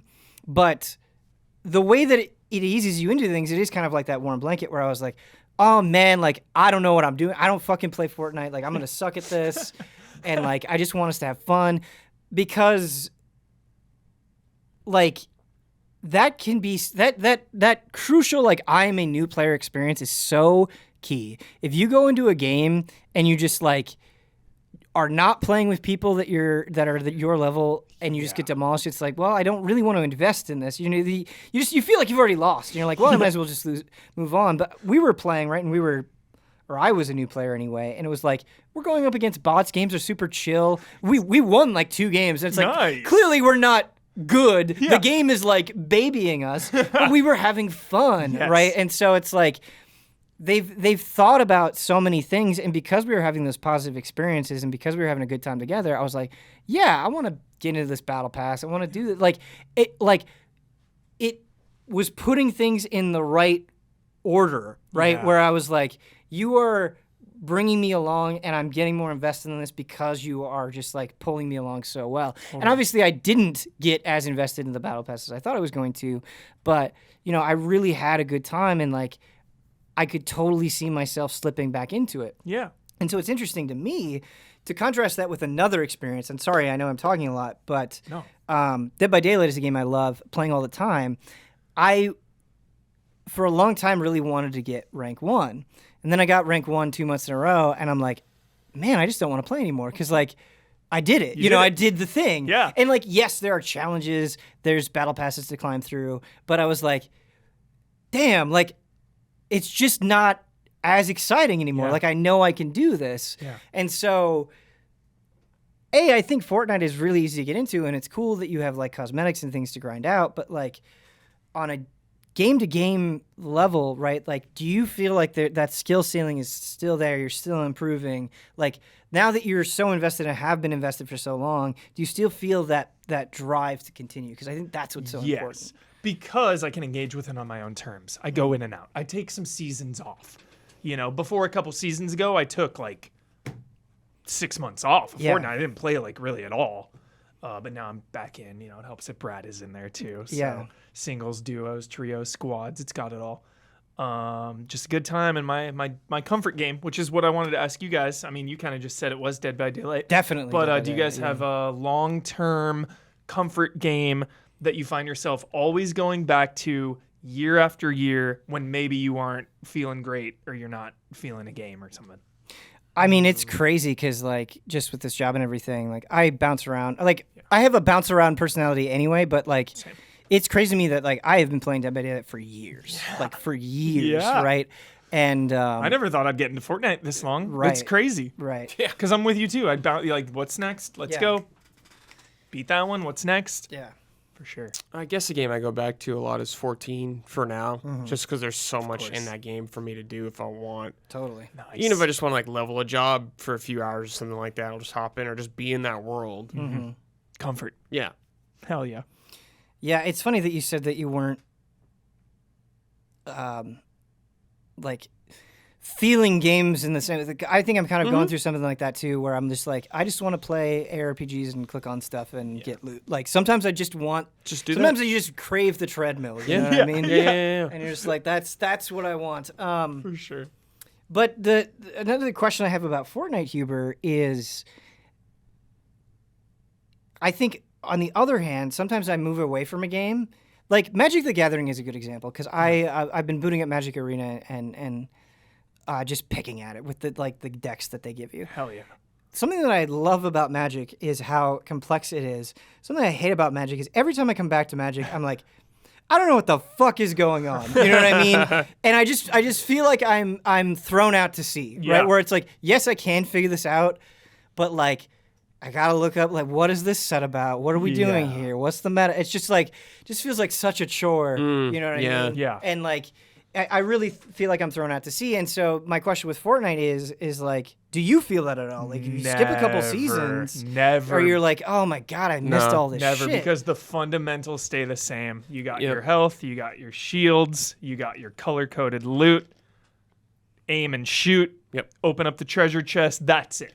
Yeah, there's like new weapons and Yeah. stuff on the map, but it's like Huber said the fundamentals are the same, I mean, so it's not as like daunting. Yeah, they did just add mantling, which is a crazy Yeah. gameplay change, but Yeah. other than that, And, like, sprinting, other than that extreme, But yeah, it always feels. it doesn't take long to get back into the swing of things. Like, yeah, you'll find a new weapon and be like, what the hell is this thing? Kind of. But that's about it. Yeah, same fundamentals. Do you think that's something that's so important to it because like Yeah. like I'm not trying to be over simplifying, but like at the end of the day, like point and shoot is still pretty important. Yeah, you know? it is. Yeah.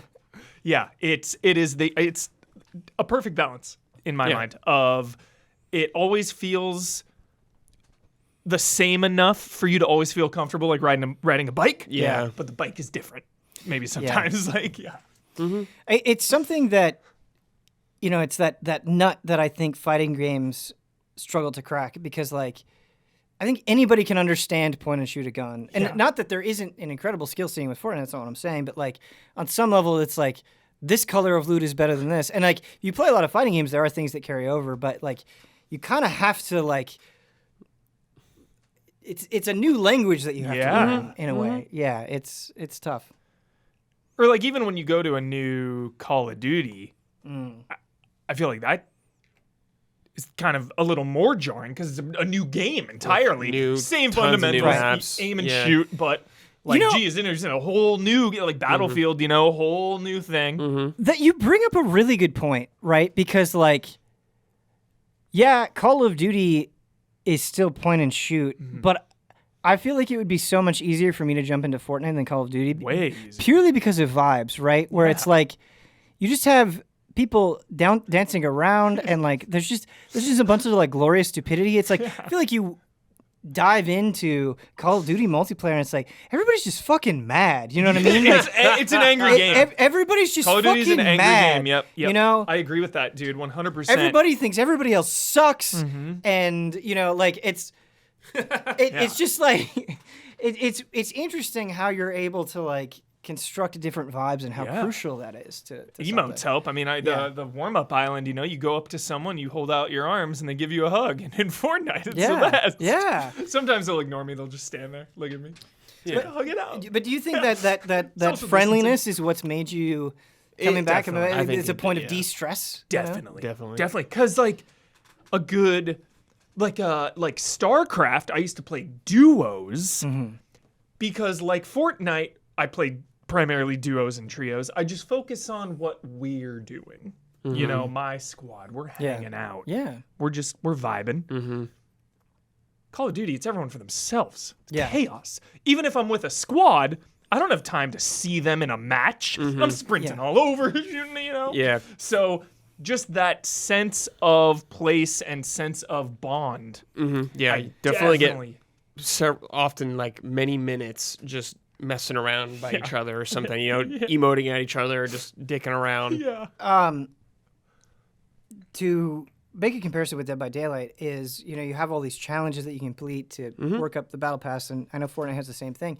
And it's kind of a blessing and a curse, because sometimes there are challenges that I like, where it's like, okay, I run around the killer for 120 seconds. So it's like, well, I'm probably going to run around the killer anyway, so it's like, it's something that I'm going to engage in that I feel satisfying in progressing.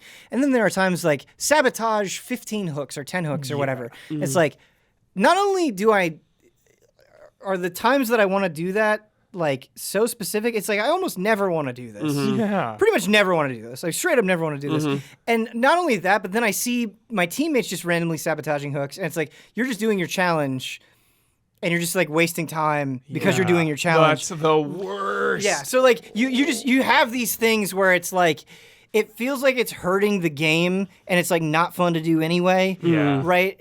Are there things like that in Fortnite where you feel like you really have to go out of your way? One thing that's smart about Fortnite is if you're with someone, you'll share the challenges with each other. So, like, if I'm with Mike and we're in a party, the dailies, and he, like, shoots someone a certain amount of damage, I will also get credit for that. But these challenges, like the weekly ones, like, that is, like, you are completely free to kind of do those on your own. You don't have to worry about screwing up anyone else's time. You could just hop in there. You could literally just beeline it to that challenge, and you could just be like, okay, I'm going to back out and start the next challenge, something like that. Like, it doesn't matter. You don't have to worry about anyone else if you don't want to. The vibe of being able to not focus on that at all when you're with your buds, and then just sharing the dailies, and you don't even have to think about it. And then when you're on your own, when I'm solo, I usually do a lot of those weekly challenges. So it's something to do by myself, and then I can also just hop in with the buds. It's a really nice And they're system. usually like never like super annoying. Like there's occasional ones that are kind of like they take some work to do, like got to find some stuff, but most of the time they're pretty chill, or like kind of make me experiment with the map in a way I wouldn't do any other way. So it's kind of cool. Go down here, find this thing. Totally. Stuff like that. So they're pretty good actually. As we end it, they added this season a action figure, Yes, a this is customizable what I was action gonna say, figure that you can find parts on the map. And That's you can really cool. you can change your head and your body and your arms. You can have like 2 different arms. Can you put the Rock's head on the action figure? No. Not yet. No. Not yet. There's like a toothbrush head and like a bottle cap type head. It's so cool. That's just something that I really... Sorry, Brad. So I was gonna say, I think the Fortnite's really sick. Like I don't have a ton of experience with other battle royales, but it's there is like the main thing when you're in the game is to be the last one standing. Be the last. But in this, there's also so many other things to do that you can make progress in. Even if you don't win all the time, there's more to do besides winning. And I think that that's so important, right? Yeah. Because sometimes you're just like, I just want to have fun. I don't want to win. And so I think if you tie too many rewards around just winning, like obviously that should be a big deal. You should benefit from it. Yeah, you get you gotta a have more glider than that. or something if you win. Yeah, when you get a glider for this season. Yeah. I even think the crown that you get for it's cool. Yeah, it's that's cool. really neat. Rack that up. Mine is low, very low. Yeah. Saw someone with like 130 the other day. Damn. Crazy. Grinder. Winning with the crown 130 times? That's crazy. Hacker. Hacker. Something that I really like about Fortnite is it feels like anything could happen. Oh, yeah. They can put anything into that game and it makes sense. The rumor That's is... awesome. Spoiler alert. The rumor is tomorrow... It's not even a rumor This now. will already be live. Yeah, the rumor tomorrow is Vader on the map. Oh, cool. On the map, Darth Vader coming in. Dude, is he going to like Don't know. crash a what he's Star gonna do. Destroyer into the map? I hope he force chokes me, dude. Like, Yeah. come on. Like, can you imagine you're just playing and all of a sudden, like... Yeah. I either hope they go that direction or he's just like playing in sand. Yeah. Yeah. Just hanging out. just like, no hello. quarrel. Playing chess or something by himself. Yeah. Only a matter of time before they had space combat. Yeah. That'd be awesome. Yeah. One season. That'd be awesome. Yeah. And like, that's what I mean though, is I feel like, oh yeah, that could happen. Yeah. You know what I mean? Yeah. Yeah. Anything can happen. That's really neat. The last thing that we're going to talk about is Lost Ark, because Diablo Immortal made me be like, yeah, I was really enjoying Lost Ark. I should go back to that. And like, it's also making me want to go back to Path of Exile as well. So I want to do that. Is V Rising similar? So V Rising is, which is also another game I need to get back to, is like a crafting survival. That's right. game. That's the difference. That's the difference. Yeah. So Lost Ark is more is a Diablo MMO is what it is, and I can't talk too much about it because I've really only put a couple of hours back into it. But even in that short amount of time, I'm like, Diablo Immortal doesn't have anything that's like remotely as cool as this. Now, before I go any farther, I think the story in Lost Ark sucks. It's bad. Yeah. It's just like the most boring tripe in the world, and like you cannot will yourself to care. It's a mess. But beyond that, I feel like there's so much in this game, maybe even almost too much, but it's like really cool stuff where like I have this island that is my own now, where I can go and like I can send ships off and I can research things and I can like you have like you can customize it. You have like merchants, different types of merchants that will come in. That's really cool. And like even just this like giant town, like I compare it to like Westmarch and Diablo Immortal. It's Lutera, and like there's so much going on. It feels so lively. There's like just all of these different animations and all this stuff. And like in Diablo Immortal, it's just like people are just there to like give you something, right? And so there's this sense of broadness that Lost Ark has, right? And you'll go and you'll do quests, and along the way, it's like, oh, you can forage things, which you can use in crafting, or you can go hunting. It's like Diablo doesn't have any of that, right? And so, but the thing that really, and I've talked about this before with Lost Ark, but the thing that really sends me over the edge with Lost Ark in comparison to Diablo Immortal, to the point where it's like, man, this is just straight up better, is the mechanics, right? And so I'm playing this gunslinger.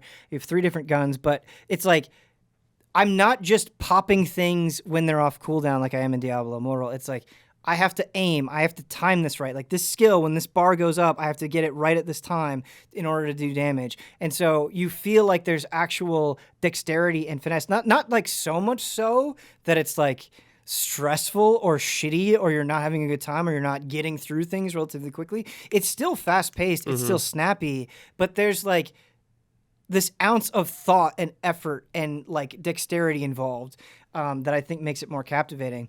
And I was doing this dungeon today where it was so fucking cool just because it's like, wow, you like really put in some thought to make this feel different from every other piece of content.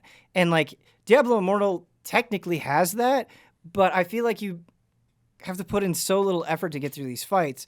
Whereas in Lost Ark, I was going through this dungeon and they're like, okay, pick up this lamp. And now this lamp has its own abilities for you to fight off these specters. And we're going to throw tons and tons and tons and tons and tons of these like specters your way. And you're just going to blow them up. And then you get to the boss, right? And it's this giant like clawed demon. And it's like climbing in the background and you're ascending this huge staircase. And they make it this like really dramatic cinematic event, and you're like, this just feels fucking cool, right? And then you finally get up there, right? And the boss has like, you know, AoE attacks, things you have to dodge. That's not that special, but it's still effective. However, as you are going through, the boss has different phases, and you have to eventually like hit this switch, and you have to hit like 3 of them, and you're rotating around this platform, and you're like, wow, like on top of the mechanics that the boss has, the stage has its own mechanic, and it's just like, this is really, really neat. And when I got done with that dungeon, I was like, this is exciting. Sure, the quests to get there were pretty boring and pretty standard MMO stuff, but at least when you finally get to a dungeon, they go all in. Love that. And like it feels cool and it feels epic and it feels fantastic. Feels like an actual MMO dungeon. Yeah, it feels like better than like a lot of MMO dungeons that I've personally done. And it's just so much fun. And it's like, you know, you can do it on normal and hard. If you do it on hard, it's like, oh, you made me sweat just like a little bit where I have to worry about healing, right? And I just feel like in Diablo, it's like everything kind of feels the same. Yeah, that's one question I have about Diablo 4 is, will Diablo 4 feel like it's really moved forward, or will it feel like 3.5 almost? Right. Especially mechanically from enemies.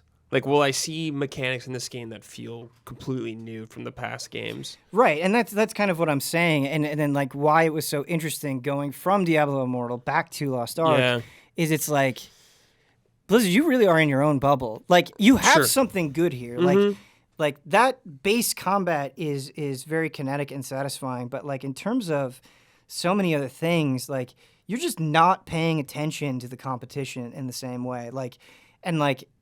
I want Diablo 4 to be good, and the fact that it's like this open world where you can progress through the story in any way you want, like I'm hopeful for that. But I really hope, similar to something like a Lost Ark, where when I get to a dungeon, it feels special. It feels captivating. It feels exciting. I feel like I don't know.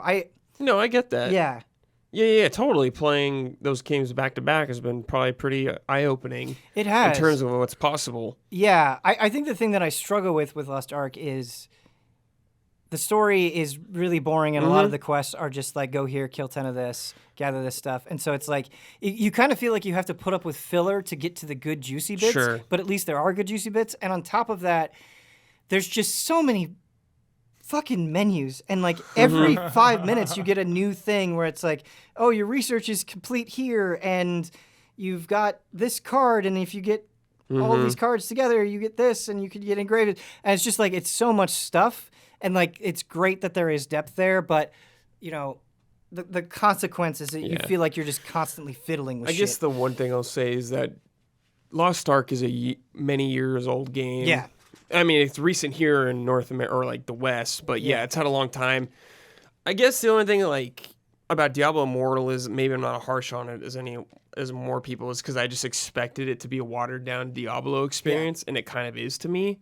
Right. But I definitely do think, especially with Diablo 4, I need to see something where I'm like, damn, this is what only Blizzard is capable of, this kind of thing. This is what I expect from them. I think it's just so embarrassing that Blizzard has... You were the kings of this thing. Well, it's like, think about Diablo 3, right? Like, after Reaper of Souls, like, they didn't fucking do anything. Yeah. Like, and you got PoE, lapping them. Yeah, it's just Did like... they add a character eventually? They added the right? necro. But I mean, like... It's so ridiculous. But that's like, like you all compare it to its Yeah. competitors, right? It's just like, Yeah, what are you doing? behind. Like, why, like... What did that game sell? Like... It's like one of the best-selling games of all time, and it's just like, I think that's the thing that's disappointing in Overwatch, right? They're like, please just do anything, like give us any update. You know what I mean? It's just, it's been bizarre. It's crazy like when you can have other games that are keeping people excited, especially in the same type of game. Like I know Diablo 4 they've been making this game for a very long time. Right, it went through a lot of development hell. And like, but it's still, like you said, kind of a bummer when you know what 3 could have been post-release.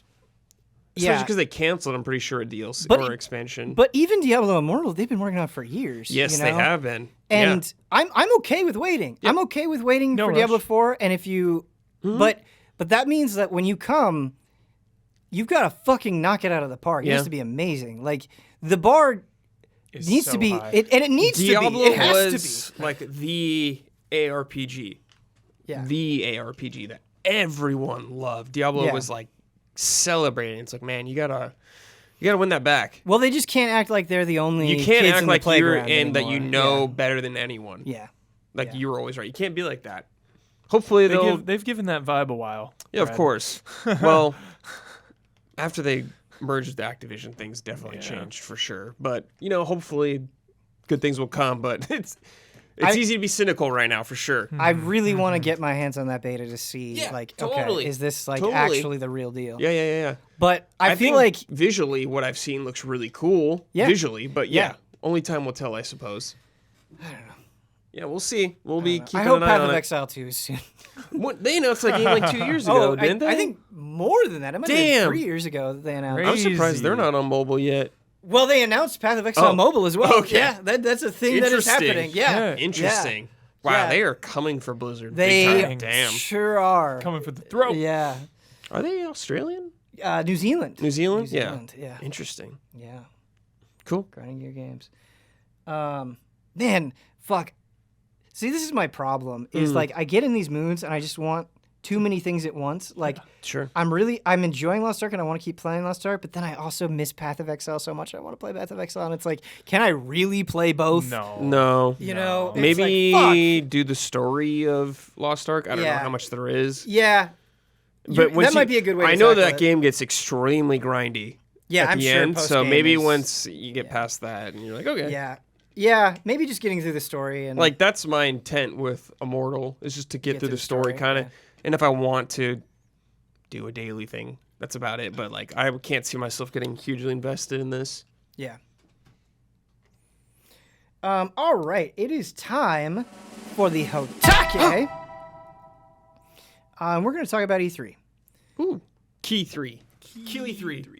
Because it's interesting because, like, it's not actually E3, right? We're talking about Summer Game Fest and surrounding things. But if you're listening to this podcast, you get it. Everyone still calls it that. You understand what we're talking about.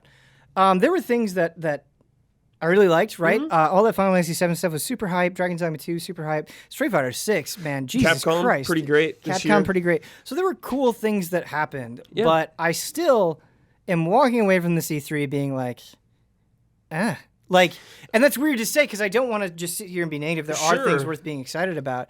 But I feel the energy wasn't there in the same way. Sure, I mean, it's bizarre from what we've known, especially. Yeah. Well, one thing I'm curious about is that you actually got to do the in-person event stuff with Keely's thing. Did that help? Do you think that helped that feeling of lacklusterness? Yeah, Brad, that's actually a brilliant first question to ask because, like, going there, it was a really nice venue and, like, everybody was in good spirits and, like, there were definitely some cool things there, right? And it was neat going to the Street Fighter 6 corner and, like, feeling that energy. One of your most anticipated games. Yeah, but it was strange because I think something that's kind of beautiful about E3, right, is, like, all of us go down there and it's like, holy shit, Hubert got to check out this cool thing that no one's ever heard of. And, like, there's just so many opportunities to stumble on things. By comparison, the Summer Game Fest thing, it's like very tiny. It feels like there are like 6 things here, and you can't just walk up and play them. You have to have an appointment, and then why is it that a lot of things that I'm playing are either like I could just literally like Metal Hellsinger is fucking awesome. Don't get me wrong. I cannot wait. I had a great time, but it's like that demo I played, I could have just literally gone home and played the exact same thing, you know? Right. And I'm not against that. I want people to be able to get their hands on E3 demos, but, you know, it makes that show floor feel less special by comparison, right? A lot of the indie stuff was free demos as well. And so, I don't know. It's weird. I have a theory. So maybe because there's so many events spread out, it makes it harder on you. Like it does, yeah. It just makes it feel way more drawn out and hurt that rush of information that we used to love. Like, honestly, I think there's a lot of cool games this year. Like, obviously, seeing all the Capcom stuff, seeing Final Fantasy 16 re-debut or whatever was really sick. Some of the games from Microsoft I saw seemed fun. Yeah. But there is definitely something missing, and no one has seemed to be able to figure out how to bring it back yet, because we're still not there. People are working on it. I think it's too segmented, because you brought up Capcom, and we kind of all agree that there was hype stuff with Capcom. Yes. But it's like even take Street Fighter 6, for example, and I think you can do this with like every Capcom thing that happened. So you had the Street Fighter 6 gameplay reveal and the state of play, super hype, super awesome.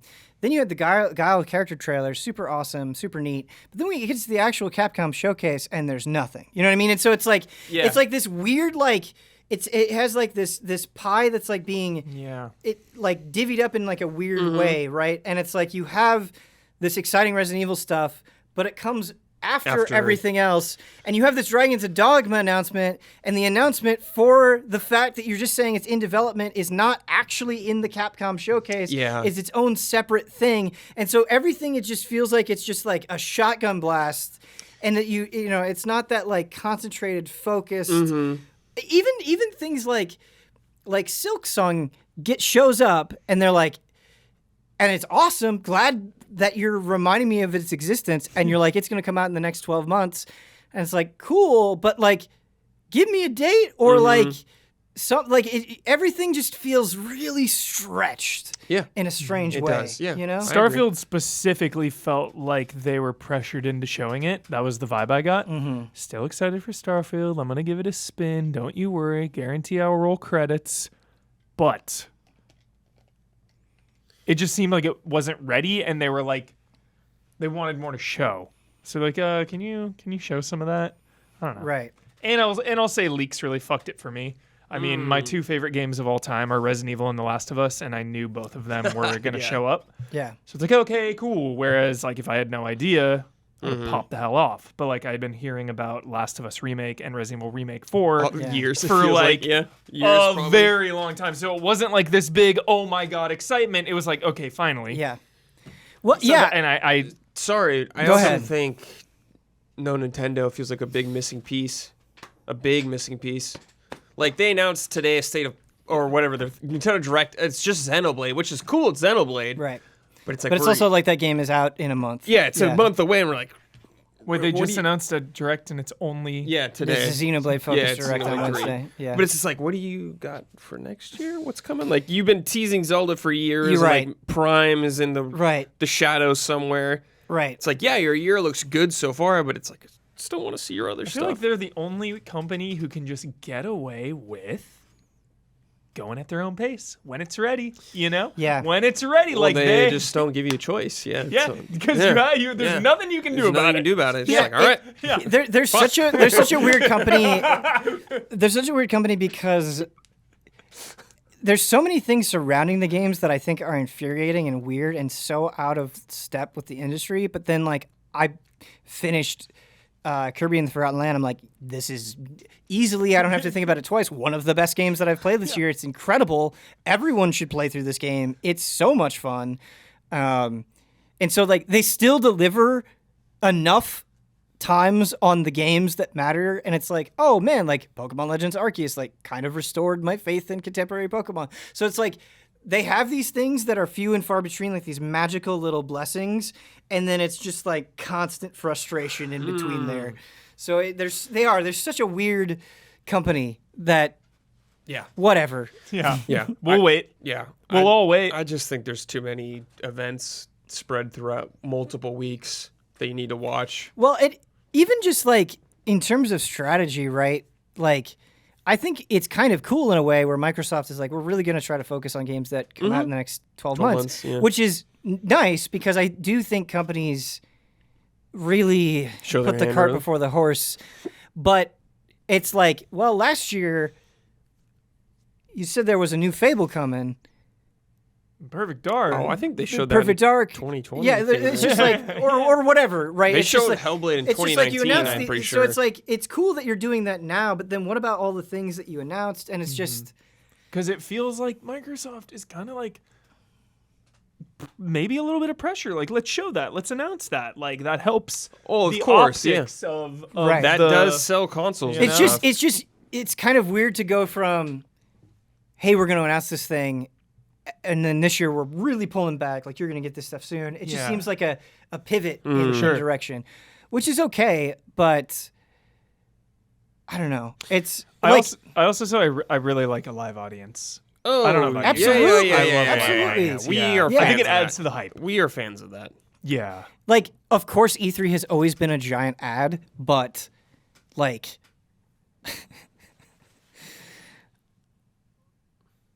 There's times to be cynical if- and there's times to not be though. Wait, I don't yeah. I don't like when people talk shit on like E3's just an ad, blah blah blah. Dude, you have like real humans announcing like games they're passionate about. there's you nothing. know? There's nothing wrong Yeah. getting. There's nothing wrong getting excited about games. Yeah. Or like games are going to have ads. It's so totally okay. Yeah. But I think the live stage and the live presentation, it was like, you know, we can pull up a YouTube video or a Twitch stream for video games anytime, but it's not every day that like we get to tune in to a live event, a big showing, a once a year thing, and so Totally. that Totally. does make it feel different, you know. And Totally. I think that's true. Yeah, the vibe, I think you just nailed it. You know, old E3 was a spectacle and an event that felt like it needed to. Like it felt like the people needed to be there. Everything was justified, you know, how big and bombastic it all was. Now, the snappiness is nice, but also it feels like Keighley is just a facilitator for YouTube trailers. You know, so many of these like presentations can just be, you know, run it, roll it. Yeah. I loved, you know, we got a little bit like Druckmann and them came out, but I loved like live stage demos. Sure, bad shit happens. We've all seen the horrible moments, but there was something so magical about it. I don't know. Is that a boomer thought? Like, what? No. Do the young people love the spectacle, or do they just want like, yo, give me the trailers, let's go, let's move on. Yeah, a lot of people Yeah. don't care about any of that stuff. They just want to see the trailers or the gameplay real quick. They don't give it the theatrics. They don't care about. Love the theater. Which is like, it's fun. It's why I think Dave of the Devs was one of my favorite things is Yes. is seeing those creators and their passion for games, right? Like, But like if it, would Like- it have been better if they were on stage? I don't know. think about the EA conference where they revealed Unraveled, and you had that like nervous mess of a dude who came up with the doll, right? And it was like that was a cool, magical moment amidst the fucking Madden and FIFA, super Business montage. business oriented. So I think those things really help, or even just like, you know, the Joseph Fares Game Awards, like fuck the Yeah. Oscars, like those elements Memorable. add a much needed humanity. To and I think that's why Devolver was so cool this year, where it was like you could come up with something like this, you know, and it was dumb and it was fun. And I love that stuff, you know what I mean? And it's like presentation wise, right? Like in terms of format, did Keighley's thing feel that different from State of Play? Did it feel that different from the Xbox Showcase? Did it feel that different from the Capcom Showcase? It's like presentation wise, in terms of tone and like personality, they all kind of feel the same. Yeah. You know, there's not really a lot separating those things. Totally. Where it's like when it comes to like live stage presentations, I feel like Microsoft felt very different from Sony, which felt very different from Nintendo. Or like reasonably enough. Maybe Sure. I don't want to overemphasize it, but Sure, yeah. I don't know. Well, if E3 comes back, I hope they just do press days, for God's sakes. At least a couple press days. Yeah, absolutely. So I can actually walk up and play some random game I've Yeah. never heard Press of. day, fan day, both. Yeah. Fans That's only. how like press Gamescom only. and Yes, TGS do Yeah, it. Gamescom's been doing it the same way, I feel like, forever. Yeah. Press badge and normal Everyone badge and wins. Different, yeah, everyone wins. You keep the entire press out on one day, keep the entire public out on one day, and then everyone is. Yeah. You just have way less people on each day. I just don't feel like there was a game that big game that kind of united everybody, because like with Starfield I was like, and I don't feel like And- I'm alone with this, but Starfield it was like, I don't know, man. And console wars. I mean, you got Starfield on this Oh, side. You yeah. got Last of Us remake on this side. Everyone is pissed. You know, you don't need this. You don't. Like some of my Street favorite Fighter 6. games Fighter were 6. shown here though. Like Yeah. Final Fantasy 7. I mean, Rebirth I guess was part of it. Like Yeah. 16. Like They obviously showed the were. best games ever. Yeah, I mean, there was like a lot of sick games like Callisto Yeah. Protocol. I'm really excited for. Yeah. Like RE4 is really sick. So Like many good so many games. games I'm super interested in. But I'm Yeah, I glad understand. you both felt the same way, because I was worried, like, wow, I saw like literally why I get up each day, Last of Us and Resident Evil, like my Yeah. favorite things on earth. And I was still struggling to be like super excited. Ye- And I thought mainly it was because of the leaks. But I hearing you think the guys leaks say are a too, huge part of it. Yeah. yeah, Like- leaks are part of it for like- sure. Yeah. Like we've known about the Resident Evil, so that's the other like leaks fuck up the pacing of everything, because we've known about the Resident Evil 4 remake for forever, or you know it's been rumored forever, and then they show it and it looks awesome, and of course it's gonna be fucking excellent, and we're gonna freak out over it, yeah, but it's like if the leaks hadn't happened and we not only got to see like a tiny little taste, but we were made aware of its existence, I think that would feel a lot more powerful. But now, because of the leaks, like, it's oh, like there it is. it's like There it is. we really need to see a lot more of you guys. You know, like we didn't see that much. We just didn't. Yeah, you know? I'm trying to think of like RE2. Like they showed it. I can't remember if you played it that same E3 or not, but it had like that feeling of like, here's the trailer. Then Yeah. it's like now I get to actually We play did it. because Yeah. it was just a few months later that it came out. It Oh, came out okay. that, It was that close? September or something, Okay, right? yeah, 4's further away Yeah. than that was, but that's what, I'm just that feeling Yeah. of like it kept the momentum going. And For I sure. think that's why Street Fighter 6 was so exciting. Like I don't think I'd be buzzing about Street Fighter 6 in exactly the same way if I hadn't got to play it and be like, "Whoa, I actually have spent a lot of time. somewhat of a grasp on how these mechanics affect the flow of the Yeah. match, and really dig in and talk about it." And do you remember 7, Resident Evil 7? They had the Shadow Drop demo. That was so That cool. was so sick. So sick. That was COVID so cool. clearly messing, Yeah, COVID, messing some yeah. shit up But here. you know what was stuff like awesome about that demo is it really was like, okay, you're completely convincing me that this is a totally new direction for Resident Evil 7 without completely ruining Resident Evil 7. Yeah. You know, and even Final Fantasy 16, like Yeah. it was awesome that we got to see another trailer, but it's like I don't really know what that game is yet, right? Yeah. Like not really, and I'm just and so I think that's the thing about this E3 where so many things kind of feel close but not quite there. I don't know. It's interesting. Are we ready for some emails? Dude, I forgot Yeah. about Rebirth. Jesus. Goodness. Rebirth. You got time. Goodness gracious. You got Crisis Core this year Yeah, baby. or early next year. Play that. Yep. Get caught up Question is, when do I replay 7? next year. Right early now. next year. Next year. How good does After Goaty stuff. that sound right now? God. Oh, I think about it daily. Yeah, dude. Like the I'm calculating PS5 my version, replay. Yeah. So Right, good. Another replay. Night and day. This email comes in from Son of Sparta. Hello, Ben and Alice. I hope you're having a wonderful day. With the official reveal of Street Fighter VI, these past few weeks have seen a lot of different conversations about that title and the fighting genre in general. One of the most talked about features of Street Fighter VI after its reveal trailer was its single-player component, the World Tour mode.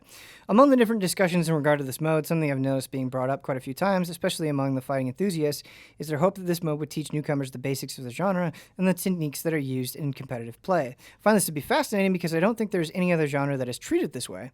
When Titanfall 2 announced that it would have a single-player mode, people weren't hoping that this would teach people how to play the multiplayer, but instead were excited for the campaign and what it could offer as a single-player experience. When For Honor was revealed to have a campaign, most people were actually worried about it. It would just be a tutorial for the multiplayer portion of the game instead of an interesting single-player experience. I do remember that. There are many other examples, but you get the idea. So why do you think the single-player mode in the fighting genre is treated so differently? Why, instead of hoping for a fulfilling single-player experience that stands on its own, people who are most familiar with the genre seem to be hoping this mode to act as training grounds for newcomers that might get into the competitive field one day? Is it because we haven't had fulfilling and or interesting single-player modes in the genre before, or is it that most fighting game fans simply don't care about having a unique single-player experience in these games and only care about the competitive aspect of them? It's because a lot of us suck and want a way to play the game and get some value out of it. Yeah. Honestly, that's one big thing. Like, campaign for a fighting game really helps because if it's just battling, like, I can only get my ass kicked for so long. Yeah. A campaign also helps you get invested in the world before you hit those ladders. Then by the time you finish the campaign, you're invested in characters. Maybe you wouldn't be. Yeah. I mean, I think fighting games in general are just a very intimidating genre for people to get into. Yeah. Like, you know, like Huber said, you hop in a lot of times, like the game is about fighting other people, and it's like you might get your ass kicked for a long time. Hours. Yeah. And some people don't really want to deal with that. Like they can handle some losses, but if it builds up, that could be enough. And like even me who has played fighting games throughout my life occasionally, like I understand fighting games decently, Yeah. but it's like there's so much about fighting games I do not understand. Especially like even just terminology, I do not understand what people are saying about Right. certain things. Right. So I think if this game can not only bring Street Fighter to a new audience through its story mode of like, here's just something new that you haven't seen from Street Fighter before, which is very appealing to me because I do like campaigns, but also teach me more of the super in-depth things that only like people that are really invested in fighting games talk about, is a win-win to me. Yeah. Gets me in on the casual level, but has enough teeth there to keep me invested. And I think that's super important. A fighting game, if you don't have people to fight against online, it's dead. Yeah. And that's so important for a fighting game. I actually disagree that people don't value just purely great single player experiences on their own. I feel like for like the last like 12 years, I've just heard the same thing and I agree with it. Where they're like, why is NetherRealm the only one Yeah. that are Yes. making Yep, great Aftermath campaigns. hype. NetherRealm? campaigns do not make you competitive Mortal Kombat players. No, they just don't. no. But they're fun as fuck, They're and the fun production as- values are insane. And why is it like pulling teeth to get other fighting games to include an entertaining? There are so many people I feel like that just play those campaigns and are like, I'm good. That's it. Go on the ladders for like a day yeah, and done. then uninstall. Yeah. Right, but that's something that they That's really super- value. yeah, And so I would that's love more important. fighting games to Absolutely. include fighting game stories that really captivate people and they have fun with. They don't have to be challenging. They don't have to teach them things. But the thing is like you were saying, Brett, I think there are a lot of people out there that want to get better, and it's all about how you introduce things. And I think something that's so frustrating about fighting games is like, you know, sure, it's great if you tell me that this move is an overhead, but if I don't know what an overhead is or like why you should use it, then you're not going to have fun. Teaching right? why these things are important. Yeah, and it's like there is fun in learning. There is fun in getting better. And so while I don't think a fighting game single player mode can be valuable on its own, and it could just be fun, and that's totally valid and cool, but Street Fighter 6 is already accommodating for that, right? Like they already have the modern control scheme, so people that just want to mash buttons can have mash buttons and have fun. But like I just personally think it would be awesome if more people could appreciate things or understand why these games are designed this way, like, and just that could be fun for them in a way that feels like welcoming and inviting. It's kind of like what we're talking about with Fortnite, right? Where it's like if I was trying to get into Fortnite and I jumped in and I was just getting like 99th place every time, it's like I would feel less motivation. But imagine being able to hop online after going through single player and being like, I've got a chance. I'm I ready. know what I'm doing. Yeah. You know? And like, even if you lose, you could be like, holy shit, like, I anti-aired the shit out of that guy. Or like, I did my super and I was never able to do that motion before, right? And the game could recognize that progress and help you go. That'd be really satisfying and fun. Yeah, definitely. I just think a campaign or a good single player is more important to like fighting games than ever nowadays. Yeah. Like, look at Mortal Kombat. Mortal Kombat sold so well, Yeah. and it got a lot of people in the door because the campaign is so damn good. Yeah. It's so good. It's gotten people like me who haven't played Mortal Kombat seriously in a long time to be like, yo, you guys said this campaign's cool? Like, shit, maybe I should check that out. Right. Same with Injustice. Yeah, Sick exactly. campaign, Yeah. Yeah. Yeah, I think if you're because like in arcade mode is not enough, right? Like it's a fun thing, and Yeah. it's fun to mess around with, and it is valuable, but it's like you don't feel invested in the Right. same way. I think that's for kind of people that are already over the first hump Sure, of entering yes, a fighting game. yeah. The first part is just Yeah. getting you through the door. A great way is just with the characters. Yeah. Or the world. Because the thing is, sorry to interrupt you, but the thing is like if you make a sick ass story mode, so if the story mode in Street Fighter 6 hypothetically is awesome, right? And it's like it really has awesome lore and it really brings you into the world, makes you invested. That's not only good for new players. Longtime players are gonna love that too. Yeah. You know what I mean? Like, Yeah. sure, it may not be that challenging, but like getting more attached to characters that Yeah. they've been playing for years sounds fucking sick. So it's just good for everyone. Yeah, Everyone. Ben, here's a great example. So I'm not sure which one it was. It was one of the PS2 Mortal Kombat. I think it was Yeah. Deadly Alliance. Anyways, it had this campaign where you play as, I think, a young Bo Rai Cho. Yeah, And it has, like, an adventure- It was Arma- either Deadly Alliance or Deception. Or Yeah, one of Armageddon. those I always two. get the three confused. But you go through like this campaign with this character, and it's like, it's not the best Mortal Kombat game out there. But I played that Mortal Kombat game probably more than any other Mortal Kombat game ever in my 'cause of the life. campaign. Hell Just because the yeah. campaign That thing got was me insane. invested in the combat system and the characters, where I was just like, man, I love this. Yeah, for sure. so fun. Yeah, it's like a full-on adventure game. Yeah. Yeah. yeah. Yeah, because I think there are a lot of people out there that like want to like fighting games but feel like they can't, and that's a hard mental barrier to overcome. I think it's an intimidating genre. Yeah, 'Cause it is. It is. It's It's just straight there's up. so much to learn, and I think it'd be Yeah. overwhelming for people. Yeah. All right. Our next email comes in from Jared. Hello, Ben and fellow allies. Like most people watching the Xbox and Bethesda showcase last week, I found a lot to be excited for, and Game Pass continues to be the most insane value ever. As I was thinking about it, I realized we didn't get any info on heavy hitters such as Fable, Perfect Dark, Avowed, or Hellblade 2. Avowed, in particular, really stung. While Xbox has spent billions and billions of dollars acquiring all these new studios, I keep wondering, will they ever truly catch PlayStation? I know this is a console war type of question, but I don't mean it as such. It feels like Sony has made some really smart purchases over the last year or so. Will Microsoft and Xbox ever really be on the same level that Sony is? Seeing Microsoft struggle to get their studios to release quality games has honestly made me appreciate just how high the bar has been set at Sony. So I'd love to get your thoughts on what your expectations are for the next few years of Xbox's first-party output. Will Xbox continue to kick the can down the road, or will this ever pay off for them in a massive way? I think we're about to see it. Not them overtaking Sony, but I think in the next couple of years, we're finally going to start seeing the fruits of Microsoft's investments. Because there's still so many things on the table that have yet to come out. Like just said, Avowed and Perfect Dark and Fable and other games. I feel like they've got a lot cooking. Hellblade hopefully could be, I think Microsoft has had exclusives in the past that have some cachet for sure, but I think about other exclusives that, like, I think of Crackdown 3. Right, that's actually what I was gonna bring that up. sucked. Yeah. Well, not only did Crackdown not, I feel like, resonate with people in a broad way, it took forever to get out the door. It did. A lot of these games are taking forever, definitely. Is, not for me personally, but is the low point of Sony first party Knack? Is that the Crackdown 3 of Sony? Is that really as low as it goes?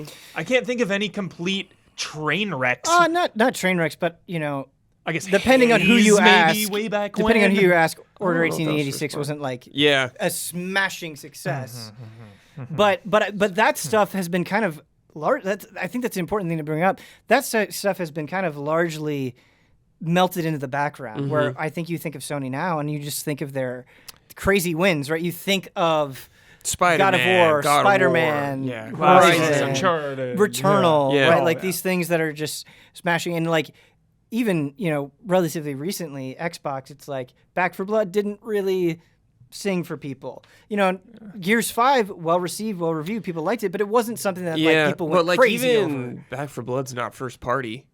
That's No. same party or thing, but it's like It's still associated with I played Gears 5. I thought it was a really good game, but it's like it's an older franchise that isn't as exciting anymore. And like Halo Infinite, right? Something that took years and years and years to get out. Great. And it has so many awesome things in it, but just absolutely mired in controversy, right? Yep. Yeah. And so like I do kind of get where this email is coming from.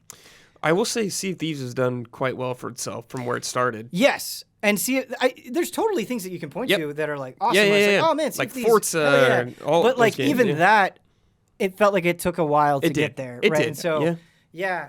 What I will say, Forza Horizon 5, like it doesn't seem like anybody has any complaints about No it. Yeah, complaints. Right. 10 out of But, 10. 10 out of 10 game, for real. Yeah, I get where this email is coming from. It would be nice if Microsoft could just have these string of hits that like launch strong, continue strong. I guess like no major controversies. If you felt confidence in a lot of these games, where I'm like, this game's gonna be great. I don't have that confidence at Starfield though. Yeah, exactly. I truly can't remember the last time I like hugged my Xbox thanking it for giving me an exclusive. Like, Well, Dead Rising 1.